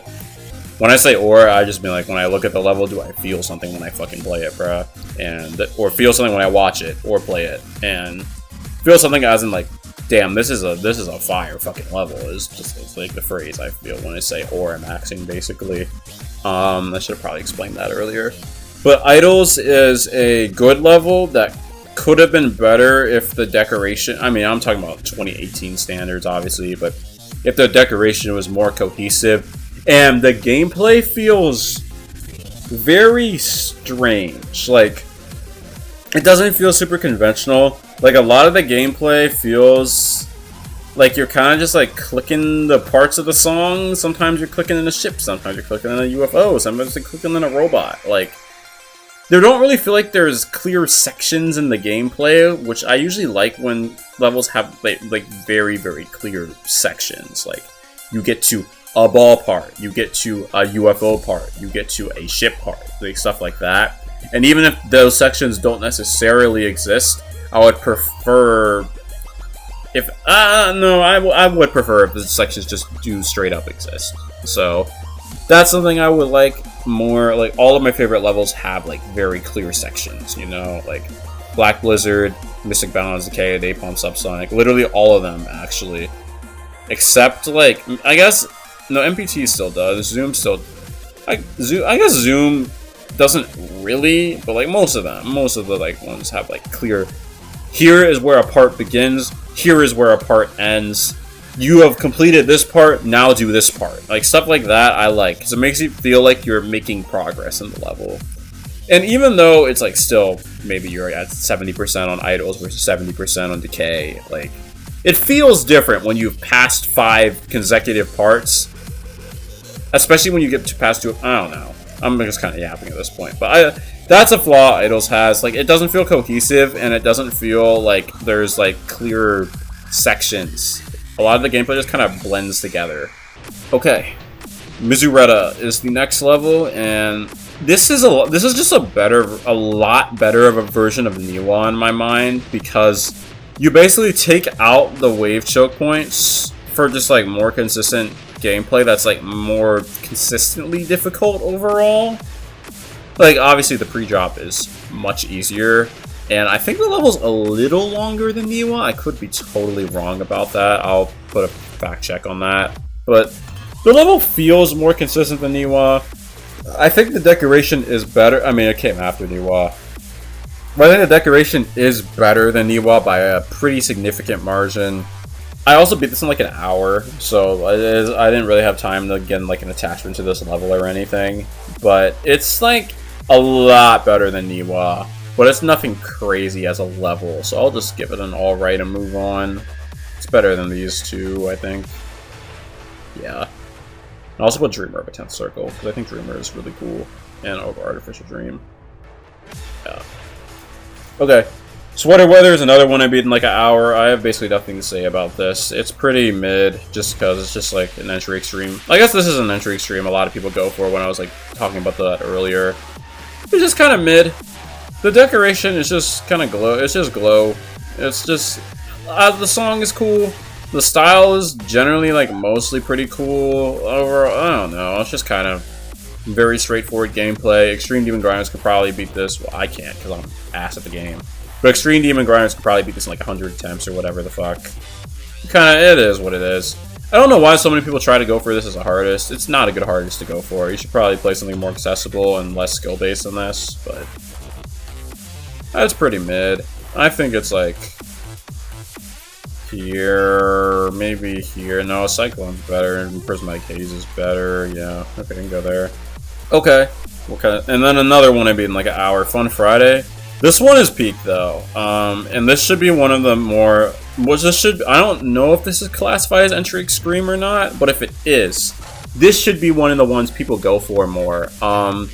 It is shockingly balanced. A lot of people complain about the end. I don't think the end's that hard personally, because I'm good at that skill set. But maybe the end is harder than I give it credit for.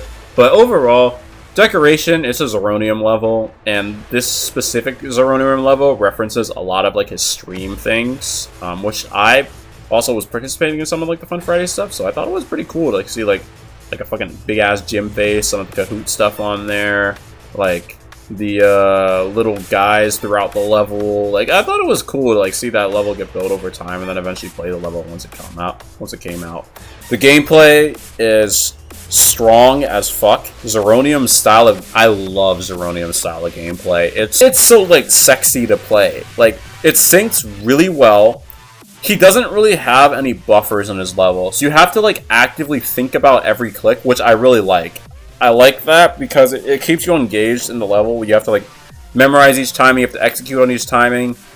It's fun. I like it. No, fun. Friday being fun, yeah. It's fun. I like it. It's nothing crazy in terms of deco, but I gave it like a 99 out of 100 enjoyment because the gameplay is just so good, and the wave specifically at like 30. Oh, wow, I don't know the percent of this level. I beat it too fast. But the waves in this level, is fun, bruh. It's not that complex. Like, it looks like it's the hardest shit ever if you look at a showcase of this, but that wave is fun, man. You guys should play this level if you're around the skill range. Though a lot of people have, because it is pretty popular. Hot Rod is a better version of Carcano, basically. It's like modern Carcano, so it's like if you mix Accu and Carcano, you probably get this Accu, and I guess it's more like Oblivion than... I don't know if it's more like Oblivion or Cognition, but like it's really good. This level is one of the most consistent levels I've ever played in my life, by the way. Every single click, literally every single click at this level gets consistent. Which is weird, because like, this level has the syndrome of like Niwa and Mizureta of having like a few like wave click, but they're not really choke points, but like 2-click waves or whatever, which I'm generally not a fan of. However, this one's a little more okay because this is a tier 25 like Blade of Justice level type of extreme demon, whereas the other ones are entry. So it's like, I'm okay with it in this one because I'm just going to innately or like inherently be playing Hot Rod longer than these entry extremes. So I think it's a little more okay on this level to have that. So I don't think I'm contradicting myself there. The deco is really strong. I don't know how to pronounce the creator's name. I'm not going to lie. I'll put him on the screen now to give him credit. But the level is really good. Yeah, the deco style is really nice, and the colors are fucking sexy on the beautiful. Like, they're great on this level. I would say that the only like real real weakness of the level is the end kinda is weird compared to the rest of the level. Like, I don't know if it's because the song has a big tonal shift, and it feels weird vibes-wise compared to the rest of the level. Like, the rest of the level feels like you're going through, like, a music video version of Cognition, almost. You're kind of just vibing to the song while you're, like, playing the hardest, like, tightest shit ever, right? Like, that's kind of peak. But the song kind of does, like, a shift at the end, and it feels weird, and it feels like the song just kind of ends, or the level just kind of ends. It doesn't really feel like it goes off on like a high note or like a low note or something, like on a high note, really. It feels like it just kind of ends abruptly, which I'm not a huge fan of. So I feel like this level, well, it's also because of the song, obviously, which I wish the song was a little longer and ended nicer. So maybe the level could be like a minute 15 instead of a minute, and that could be fixed. But that's a super nitpicky thing. Most of this level is really strong, especially in terms of gameplay. I think it's a good amount better than Carcano. I think it's better than, like... It's, like, definitely an excellent, because I think the deco is really good on this level. I would put it above Remove Submission and above wutend. Actually, I'm going to lower wutend a little bit. I think wutend's a little too high because I'm not a huge fan of Wandu's parts, honestly. I'm going to lower it to here. And then we'll put Hot Rod there. Yeah, like that. Ooh! This is not rinkable, bro. It's fucking Fexty, dude. Damn. Bro, it's literally Fexty. There's nothing to talk about besides the fucking wave. Like, let's be so serious. If you skipped ahead to this part of Fexty, you skipped here to listen to me talk about the wave. And yes, the wave is stupid. But if you're playing Fexty, you go into the level knowing the wave is going to be the dumbest shit ever. So your expectations are already lower when it comes to that. So it is what it is with the wave. I do like the style of the level a lot.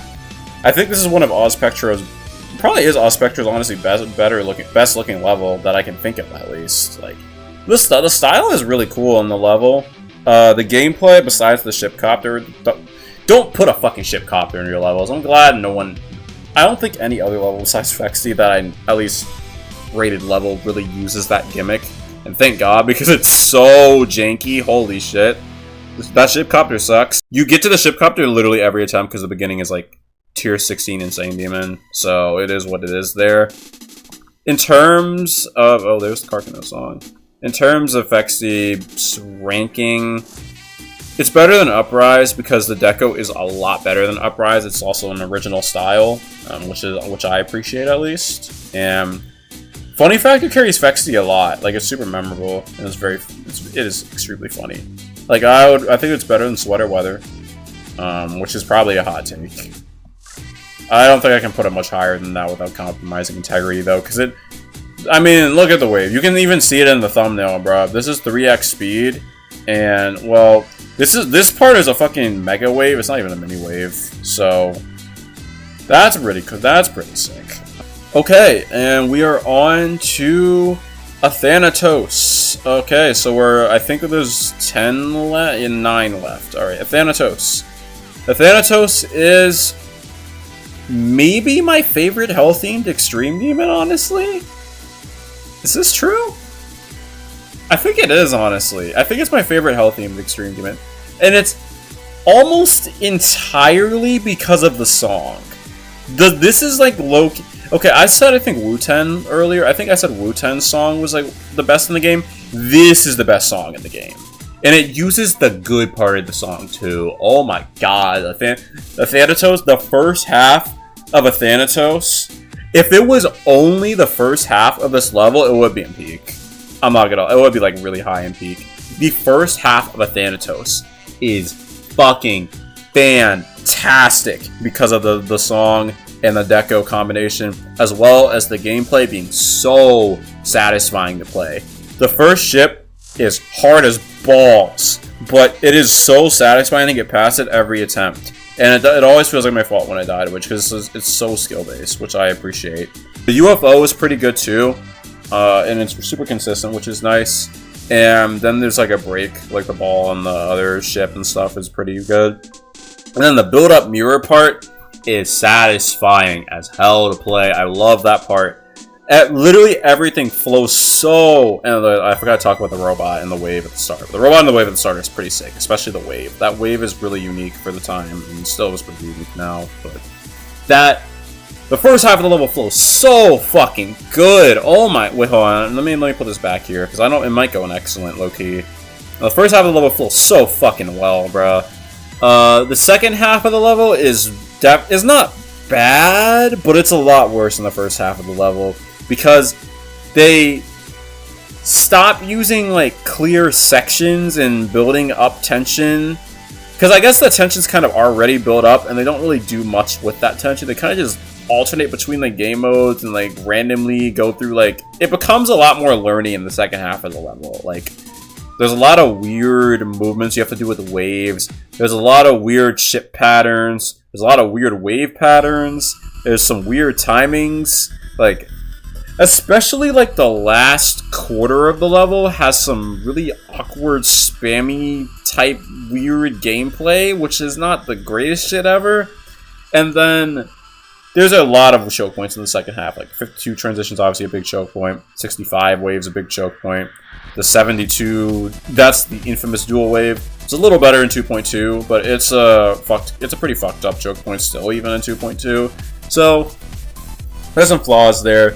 I do think the deco at least does not fall off in the second half, which I appreciate. If anything, the deco gets the deco even you could argue it gets even a little bit better in the second half, but the song and the gameplay get worse in the second half. But it's a little unfair, because I think the first half of the Athanatos song is like...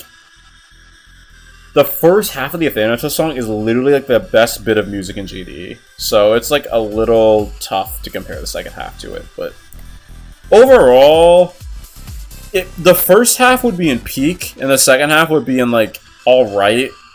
So it's like either here or here probably, and when it comes to my average. And because the highs of Athanatos are so high, I would put it in excellent.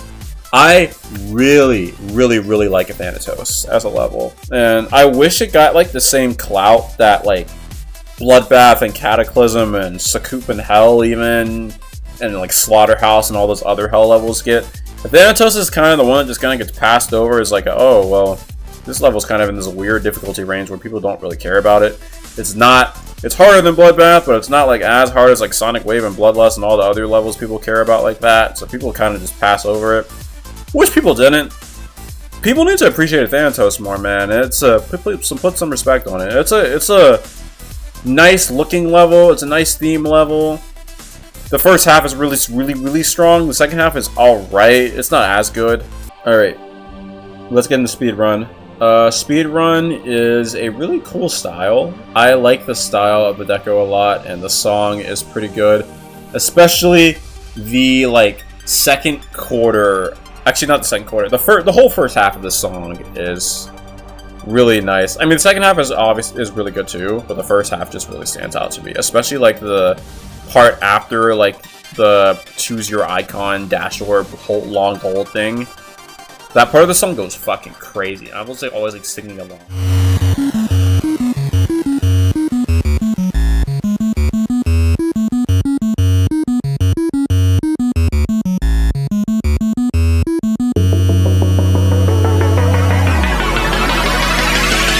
I was like always like singing along like during to the song like while I was playing the level because it was so good. In terms of the gameplay is very choke pointy, unfortunately. I had a decent experience with the level just because I got so consistent at the first half to where I didn't really mind dying to the second half that much. Like, there got points where I could literally get to the second half 4 attempts in a row. Like, it's that consistent in the first half of the level, which I think is the better half of the level as well. But the second half of the level just has too many choke points. Specifically, like, there's spams, there's dual choke points, there's wave choke points, there's, like, upside down wave choke points like in the 80s that are annoying.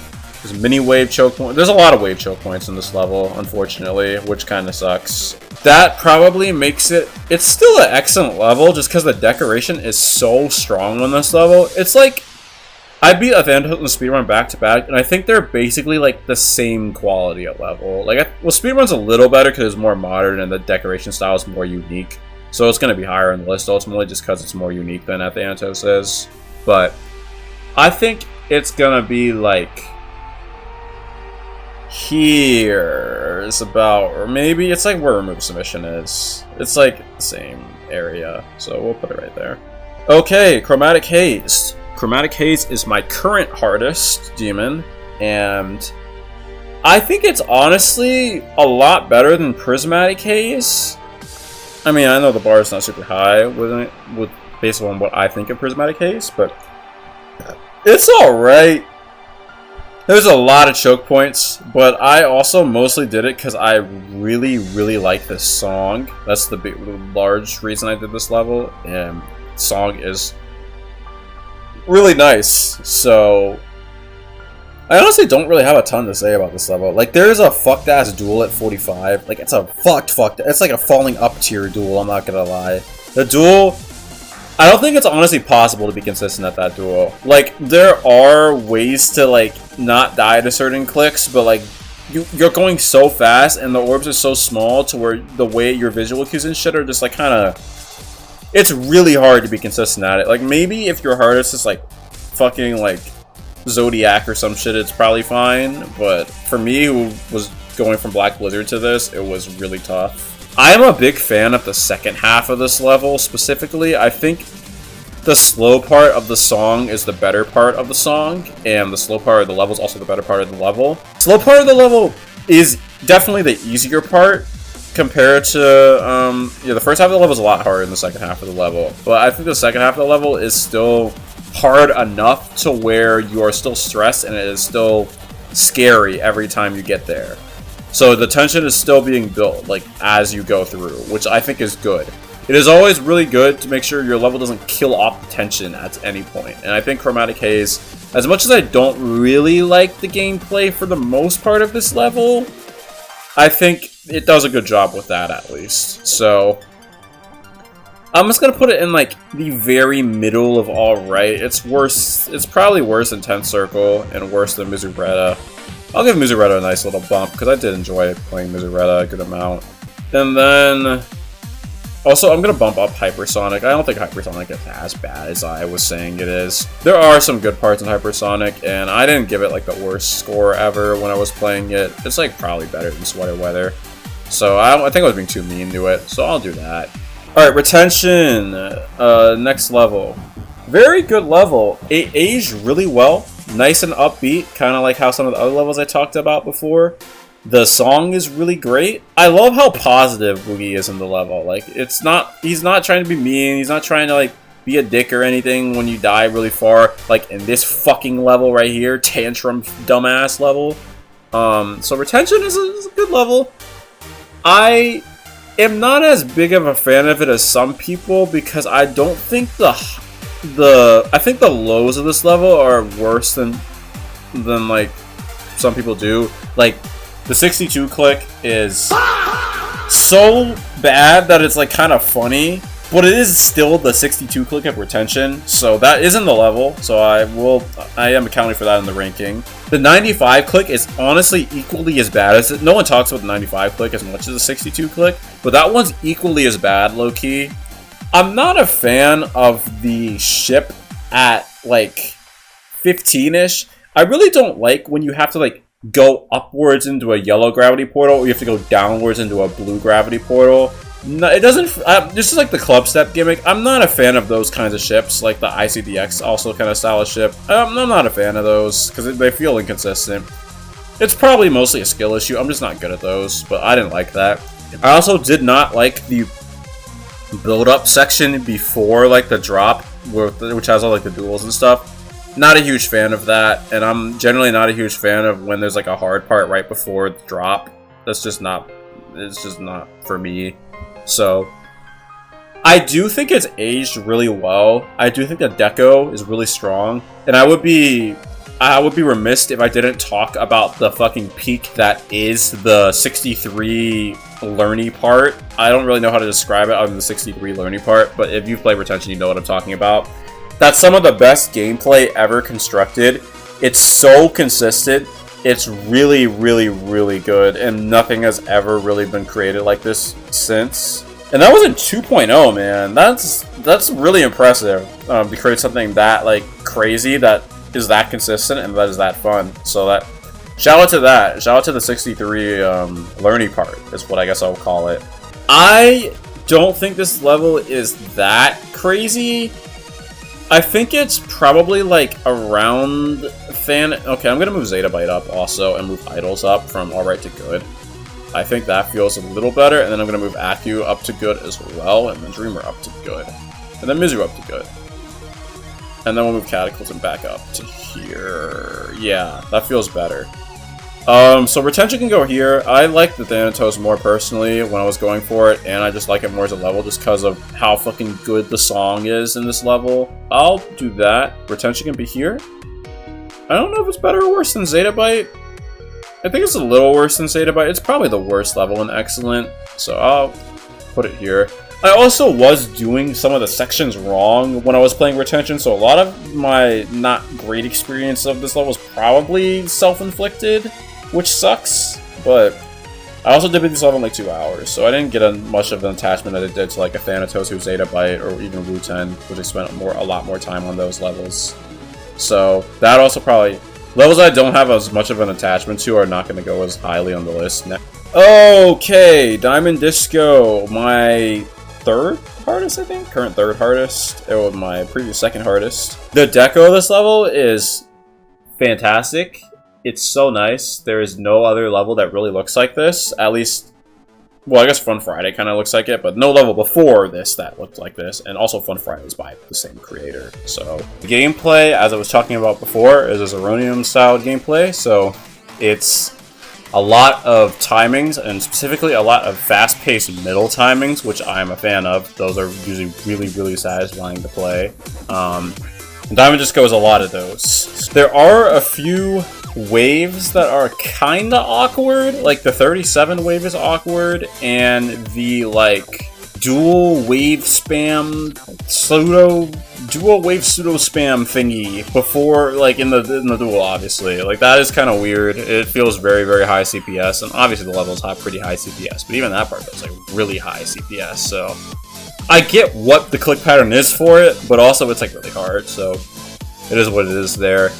I do think the level is very strong when it comes to like the theming it's going for. It does feel like a disco, like it's like has a nice blue and pink coloring throughout the level. That just changes it up over time. So I think it's good theming and it looks really solid. The effects are really cool throughout the level.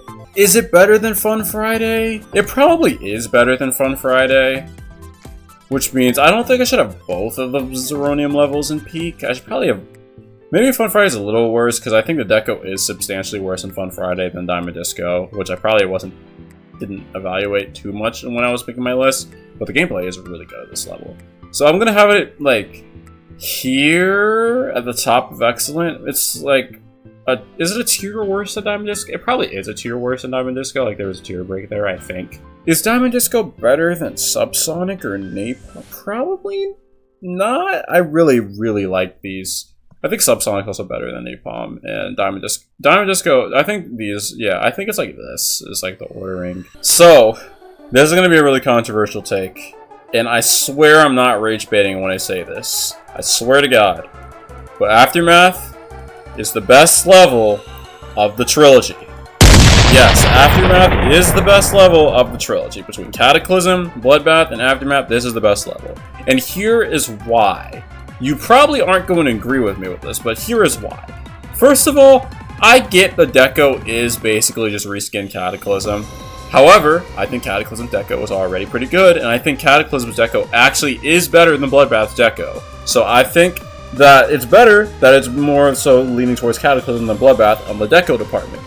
Secondly, they take out... Actually, they don't take out the hard wave in Cataclysm. They just make the entire wave hard instead of having an easy part and a hard part. So honestly, that makes it more balanced because the whole wave is just hard. And people only complain that it's awkward. I honestly don't think it's that awkward. Sure, like, I think 21 is kind of weird. That click kind of sucks, but... Once you have the click pattern down, you like don't really die to the wave. Maybe I don't find that wave as hard as other people do, but I thought it was fine. Voltra ship specifically, that ship is hard as fuck, but it low-key does kind of get consistent. It's like hard as fuck though, so it didn't really get consistent for me, my skill level, but I think it would if you were better than me. But it feels really satisfying to play, and it does always feel like my fault when I die to it. It's a lot of ship control. Like, you have to be really good with controlling your momentum, especially into and out of gravity portals.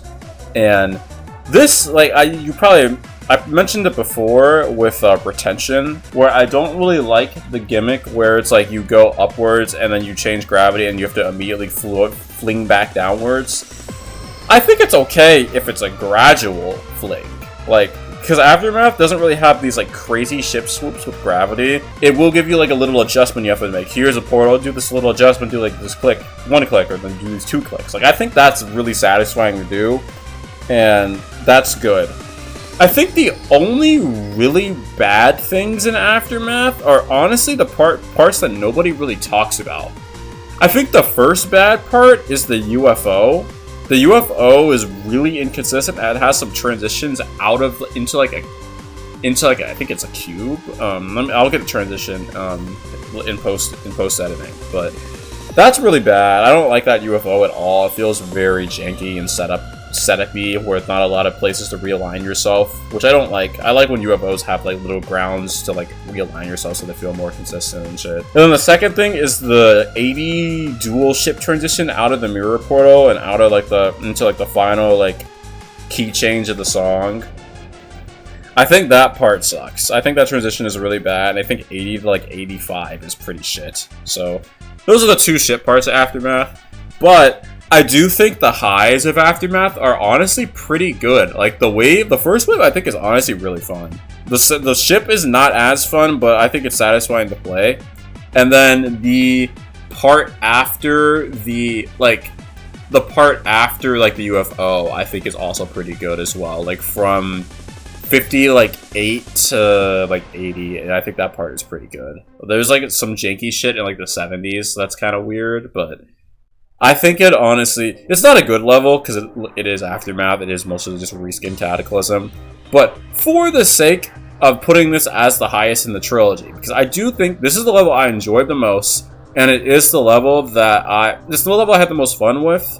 And I think its deco isn't significantly worse than Cataclysm's at all. Because Aftermath didn't come out that much after Cataclysm anyway. It's not an original level, so if it wasn't original, it would probably be like in good, honestly.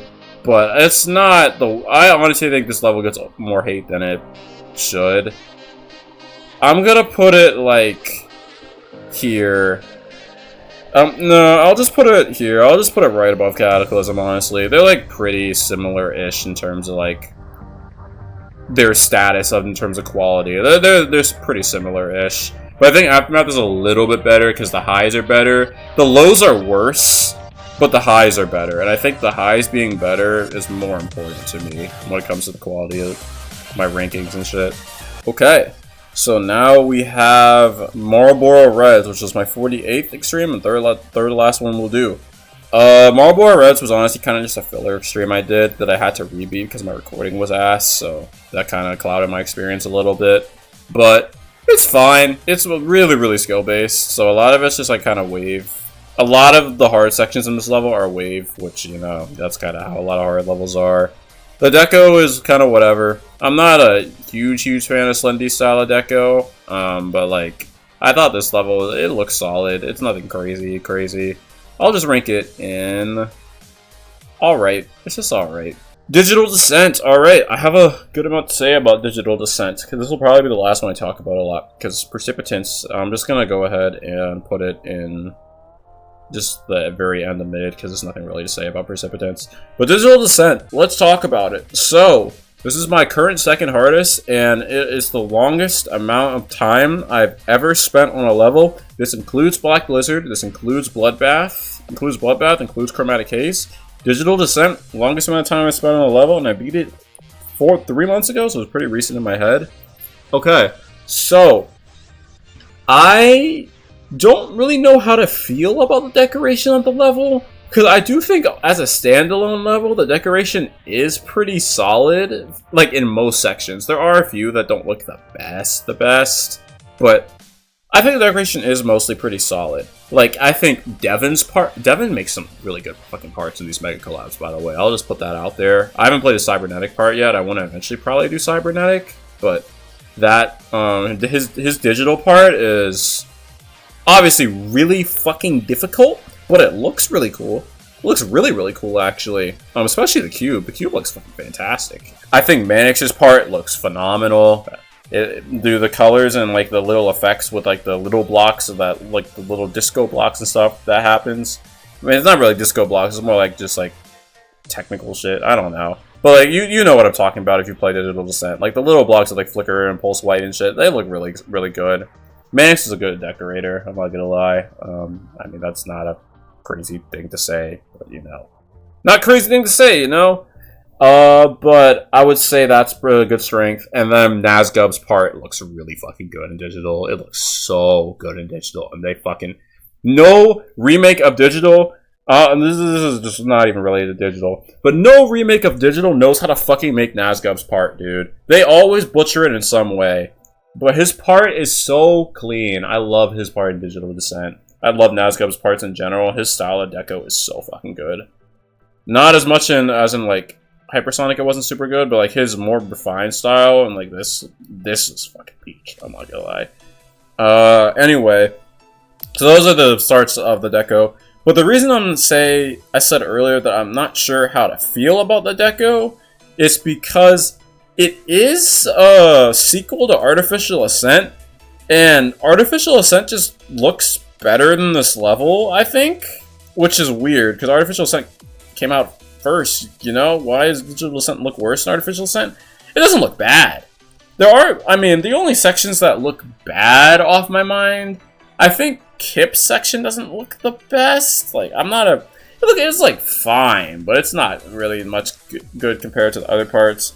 Viprin's doesn't look the greatest ever. I'm not a huge fan of his part. Terran's part, it's not the best looking, but it does the job, I guess. It's like pretty simple. But I think the song at that point of the level is also pretty calm, so I get it. Like it fits the vibes, I guess. But yeah, it's just worsely decorated. It's just not as good decorated as Artificial Ascent. But Artificial Ascent is also one of like the most sick levels in the game visually. So I get it, it's hard to live up to it, but it's actually aged so well, it's actually fucking crazy. But Digital Descent, it is a good level still. I haven't talked about the gameplay at all, which is crazy because I usually value the gameplay a lot more in these kinds of levels. The song is good. I think the Artificial Ascent song is better than the Digital Descent song. Digital Descent song is honestly probably the worst of the 3 in the trilogy, but I think it's fine. Carnivore's is like a pretty solid song. And then the gameplay.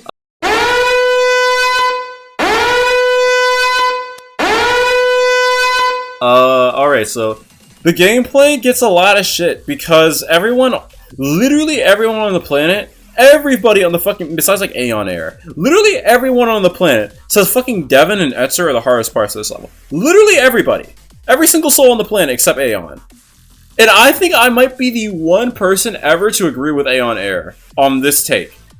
Galvatron is the hardest part of the level. And I don't even think it's really close. Galvatron is by far, the 72 fucking release in Galvatron is by far the hardest release, or hardest individual input of the level. It is fucking crazy that is in the level. And the craziest thing is it's literally a fixed hitbox too. It would be hard even if it wasn't a fixed hitbox. With nerves, it's just no shot, bro. You're getting it consistent, I'm gonna be honest, but whatever. That's literally, I'm just talking about one release, but the rest of Galvatron, like, the ship part before that is pretty difficult. The spider is deceptively hard. It doesn't look hard, but it actually is pretty easy to, like, hit a corner block and die. Like, that's more of RobTop being a shit coder than Galvatron's fault, but, you know, that is what it is.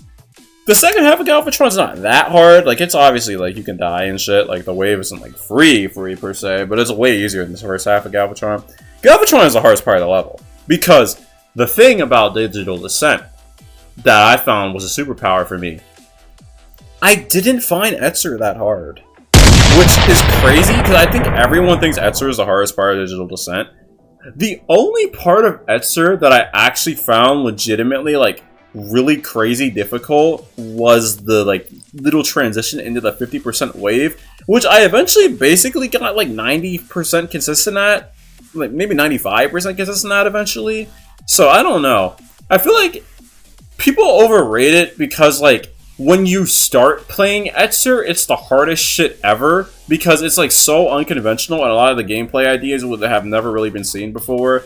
Like, no ship really flies like that. There's not really any fucking robot plates like that. There's no really, like, wave release timings after a green orb into a ship like that, but you don't even have to hit the green orb because if you hit the green orb, you're actually stupid. Why are you hitting the green orb? The green orb is literally stupid. I shouldn't even be there. You should just skip whatever. I'm yapping now. But it's not that hard of a part once you got used to it, is I guess what the point I'm saying. Now, Devon's part's a little different of a story. I think anyone who struggles with a Devon cube does not... If you struggle with the Devon cube, I genuinely don't know what you're doing wrong, because I think in my entire process of playing Digital Descent, and I died in the second half quite a lot on Digital Descent, because obviously the second half carried shit, you know, the first 40% is infamously, like, way easier than the rest of the level. The Devon cube, I don't know, I think I died to it maybe, like, 4 times total from 0. Like, I would fall asleep sometimes and, like, maybe hit the wrong orb, or I would, like, miss a buffer or some shit. But, like, that cube is really easy. Like, I don't know why people ever struggle with it. Like, if you're doing it wrong, you need to just watch the fucking Aeon video. He showed me how to do it, and he literally makes it, I can do it 100% of the time. Like, it's free. The wave, on the other hand, that's a different story. The wave never really got consistent for me, just because I'm not really good with dash orbs and waves. That's a me thing. It probably does get consistent if you're good at that, but it's hard, so that is what it is. But I think that's really the difference between my experience with Digital and most people's, is that I thought Lugia and Galvatron were the hardest parts of the level, when most people think it's Devon and Etzer. And because I go into the level expecting Devon and Etzer to be the hardest part, because that's what literally everyone complains about, my experience was better than I thought it was going to be because, well, Devon and Etzer weren't super difficult for me. So, Devon's a little different because Devon has the wave, but Etzer at least wasn't super difficult for me, which I find was nice. Why is Electrodynamics playing again? But yeah, so that's something there. And then I still, oh my god, I've talked about this level for so long. I still haven't even talked about the first half of the level's gameplay yet. The first half of the level's gameplay is mostly just kind of filler gameplay. The only real sections you'll really ever die to are Nazgub, Manix, and Samifying. Nazgub is just a skill-based ship part, so I mean, I feel like every part Nazgub makes is like a ship part, low-key. I guess not really, but it feels like that sometimes. Manix's part, though it like looks really cool, the gameplay is good in Manix's part, honestly. I didn't use, when I first was playing Digital Descent, I really actually didn't like Manix's part that much because I thought it was inconsistent as shit and a lot of the hitboxes felt unfair. But as I played it more, the more I really started to like it. I don't know. And then, what was the last part? Oh, Samifying's part. Samifying's part is my least favorite part of the level. I don't think it's the hardest part of the level, but Samifying has a tendency to love off-screen gameplay, and specifically off-screen timings, and specifically, I'm going to bring up a term again, float points. Float points. He loves those, and he makes them in every fucking level. He puts them in every fucking level he makes. So, not a huge fan of his part. Overall, the level obviously is not the most cohesive. It's a mega collab. It's the most cohesive thing decoration-wise in the world. It's not terrible. Like, there is clear attempt of theming. Like, there's clear. Like, Galvatron's part, Manix's part, Nazgub's part, and Devon's part especially, and Heinz's part also. I haven't even mentioned Heinz's part. Those parts, like, clearly are trying to do the technical theme, and I think I honestly do a pretty good job in succeeding at that. There are parts that are a little more questionable in addressing that theme. Specifically, Kip's part and Vibrant's part are weird in addressing that theme. But, yeah, so that's what I would say there. Yeah, oh my god, I'm still talking. I haven't even moved it yet. Where would I actually rank Digital Descent as a level? Probably around like where Idols is, honestly. I think it's around where Idols is, yeah. Because I think it's like...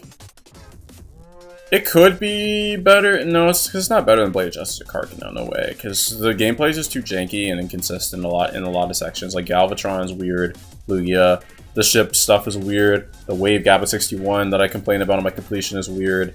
There's some weird shit in it. I do like the level a lot in terms... Oh, I haven't mentioned Black's part either. I like Black's part in terms of like the tension it builds and how stressful it makes you feel. Sir Punch's part kind of to the same degree, but I feel like Ship, you feel it more just because you have to do releases. So you feel like the nerves with ships more. But Black's part is strong in terms of like representing the song really well and getting that slowdown correct. Oh my god, there's so many parts. Karma L is a part too. His part is good as well. Okay, maybe Digital is better than this. I'll put it above Carcano, maybe. Maybe. It's like where Blade of Justice is. Okay, and then I'm also gonna I can low-key lower Troll level a little more. Because I think all these three levels are better. Because Troll level's deco and theming and shit is not really there, even though I had a really good experience with the level. I just don't think it's like as crazy of a level. And also it's not super accessible just because of how fucking learning it is, as I said earlier. So yeah, I think these three levels are kind of grouped together. They're all pretty good. Maybe you can move Idols a bit over, but I think the incohesiveness and like the lack of sections and shit is kind of weird. So I'll penalize it there, and then I'll also move Acu over to low-key.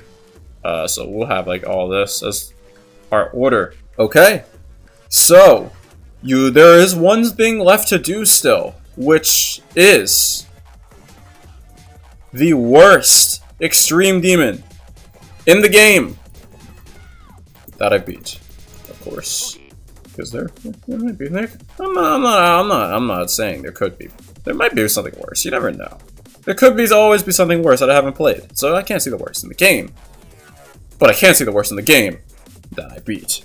So let's get into this. We have 3 candidates here: Bloodbath by Riot, Tantrum by Dansman, and then the Ultimate Phase by... Who's released Ultimate Phase? Whose account is Ultimate Phase on? I actually don't remember.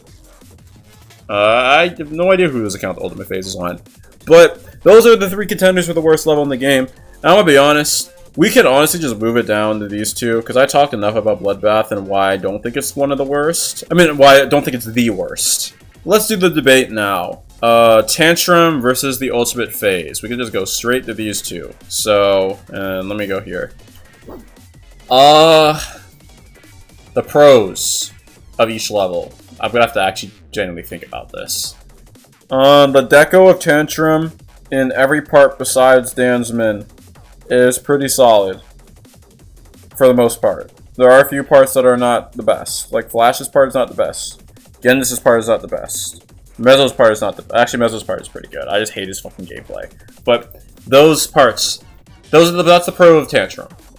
Pros of Ultimate Phase.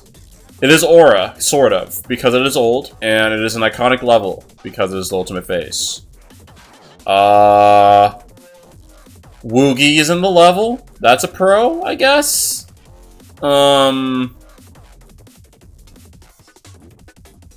What other pros are there? Findexi's part's like medium demon, so you can always pass. Okay, I think we are leaning. I think we kind of know where this is going. Yeah. This is the worst. This is the worst in Serene Demon in the game that I beat. So the Ultimate Phase. Just to wrap it up again, just in case you did skip ahead of that part in the video and want to see why I think this is the worst extreme. I think this is the worst extreme because there is absolutely no theme. The song is good. I guess that's a pro. I forgot to think about that. The song is very good. At least in the first half of the level, the song is good. There are just so many stinker parts in this level, unlike any other level I played. Because even with Bloodbath, there aren't really a ton of stinker parts. It's more just kind of the experience, and Mishi alone just kind of tanks the level. But in the Ultimate Phase, there are hella stinkers. Zenthic is a stinker. Oh, I forgot about Zenthic. Fuck, Zenthic Alpha's in this level. God damn, bruh. Holy sh... Zenthic Alpha's not in this level. Or this level. Damn. Okay, so yeah, so that convinced me. I forgot he even was in this level. So Zenthic Alpha is in the level. That already means it can't be higher than mid-tier, you know what I'm saying. Ultimate Phase, so Cyclic's part is literally like 15 objects. So that's pretty sick. Majako's part doesn't have hitboxes that work. It's fucking filthy. I hate Majako's part so goddamn much. I'm shocked I only died to it twice. Lugia's part's ugly as shit, and it just feels like it just plays hitboxes all over the screen. Doesn't do shit. Findexi's part's literally an easy demon. Why are you even in the level you're making an easy demon? Like, come on, bro. It's literally like a tier 6 medium or tier 5 easy. Like, tops, dude. Then Zobros' part right before... I'm just going backwards. Literally all these parts fucking suck, bro. Holy shit. Zobros, Zobros, man, fuck. His part is, like, the worst part ever because of that fucking 53 blue orb, and it's just spammy as shit. His part looks ass. Zobros doesn't know how to make gameplay outside of Acropolis and 9 circles. It's just really, really fucking bad. Really bad. And then, part before that's Woogie. Woogie's part's low-key the hardest part of the level, so the fact that it is the best looking part of the level is kind of offset by how shit the gameplay is on Woogie's part, especially the fucking ship swoop, the infamous ship swoop at 46, though it is Aura. It still sucks. And there's so many bullet timings that are ass in that part too, and then the transition to Zobros, fucking awful. Everything about his part, gameplay-wise, not very good. Then we get to the part before that. Tiger 6 part is so fucking ugly, bro. It's just rainbow slop. He does the same fucking duel in literally every level he's ever made, and it doesn't look good in any level he's ever made. You think if you have one fucking gimmick in your level, right? You would do one... You think if you have your one gimmick, you practice it for months. You practice it for years even, because he also had a fucking part in Phobos, and had a part in this level too. You would think that you would actually eventually get good at the gimmick, and that it would look decent at some point.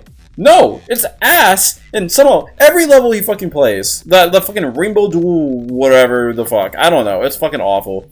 Tiger Sec is just not a good creator. So, there's that. Unfortunately, he's just... This is not his bag. Kieran's Duel is honestly pretty fine, I think.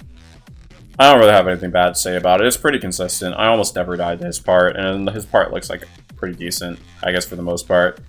It's like a more consistent version of his Plasma Pulse duels, so it's like fine, I guess. Then there's Vibrant before that. Vibrant, the transition into Vibrant and the transition out of Vibrant are abhorrent. His gameplay, his actual raw gameplay is like mostly alright. It's just like kind of UFO gravity pose. You can't really, it's like fine, I guess. The transitions in and out suck though, so Bad part because of that.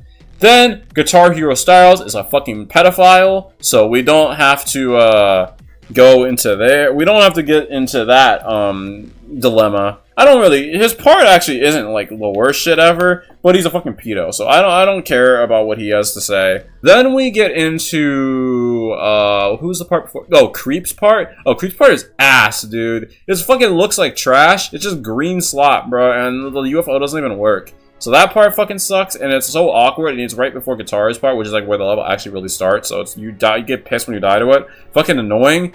And then what's after fucking shit? What's the part before? I forget the creator's name. Because it's Andromeda's part is the first part, and then there's the second part. I don't remember the creator's name, but I remember the second part's like fine, honestly. And then Andromeda's part is one hard click, so that part's not very good either, but it is what it is. Anyway, I know you guys just asked for like a brief summary of my thoughts of the Ultimate Phase, probably, on just like why I think it's the worst level, and I just ranted about it probably for like 10 minutes, but it's not. I think I've convinced myself that it's worse than Bloodbath and Tantrum pretty easily, just because of all the factors, and the decoration is just not good in any part. Almost every part looks super, super, super ugly besides Ruby's part. There's no theming whatsoever. It's a mega collab. I generally like solo levels more. It's just, there's so many parts that are just ugly as shit. There's so many gameplay quirks that are so bad. Everything is just bad about everything's just bad about the Ultimate Phase. So, I think it gets the honor of the worst Extreme Demon in the game that I beat. And with that, that concludes my Extreme Demons Top 50 ranking. And I understand that this video is somehow longer than the Insane Demons video, which I did not expect for that to happen. But if anyone's sticking around, please comment your favorite or least favorite Extreme Demon that you've beat, or your favorite and least Extreme Demon that you've watched, I guess, if you haven't beat one. And I hope everyone enjoyed the video. I hope I was more engaging and more like emotive and stuff this time. I'm trying to really make sure that everyone's engaged during the videos and everything. So this is my final ranking, I believe. I don't think I want to change anything else because, yeah, I've already kind of adjusted stuff as I was going and talking. So, favorite, this is a recap. Favorite level in the game, Black Blizzard. I guess my top 10 favorite levels in the game for anyone who might be listening on audio, and then I'll do my top 10 least favorite levels in the game, and then I'll just like close it out, I guess. So, top 10 favorites. Number 1, Black Blizzard, and then Mystic Bounds, Decay, SubSonic, Diamond Disco, Napalm, Fun Friday, Warios Gold Mine, maybe possibly Thing, and Zoom. So that's my top 10 most favorites. And then my top 10 least favorites, going in order from my least favorite to my 10th least favorite.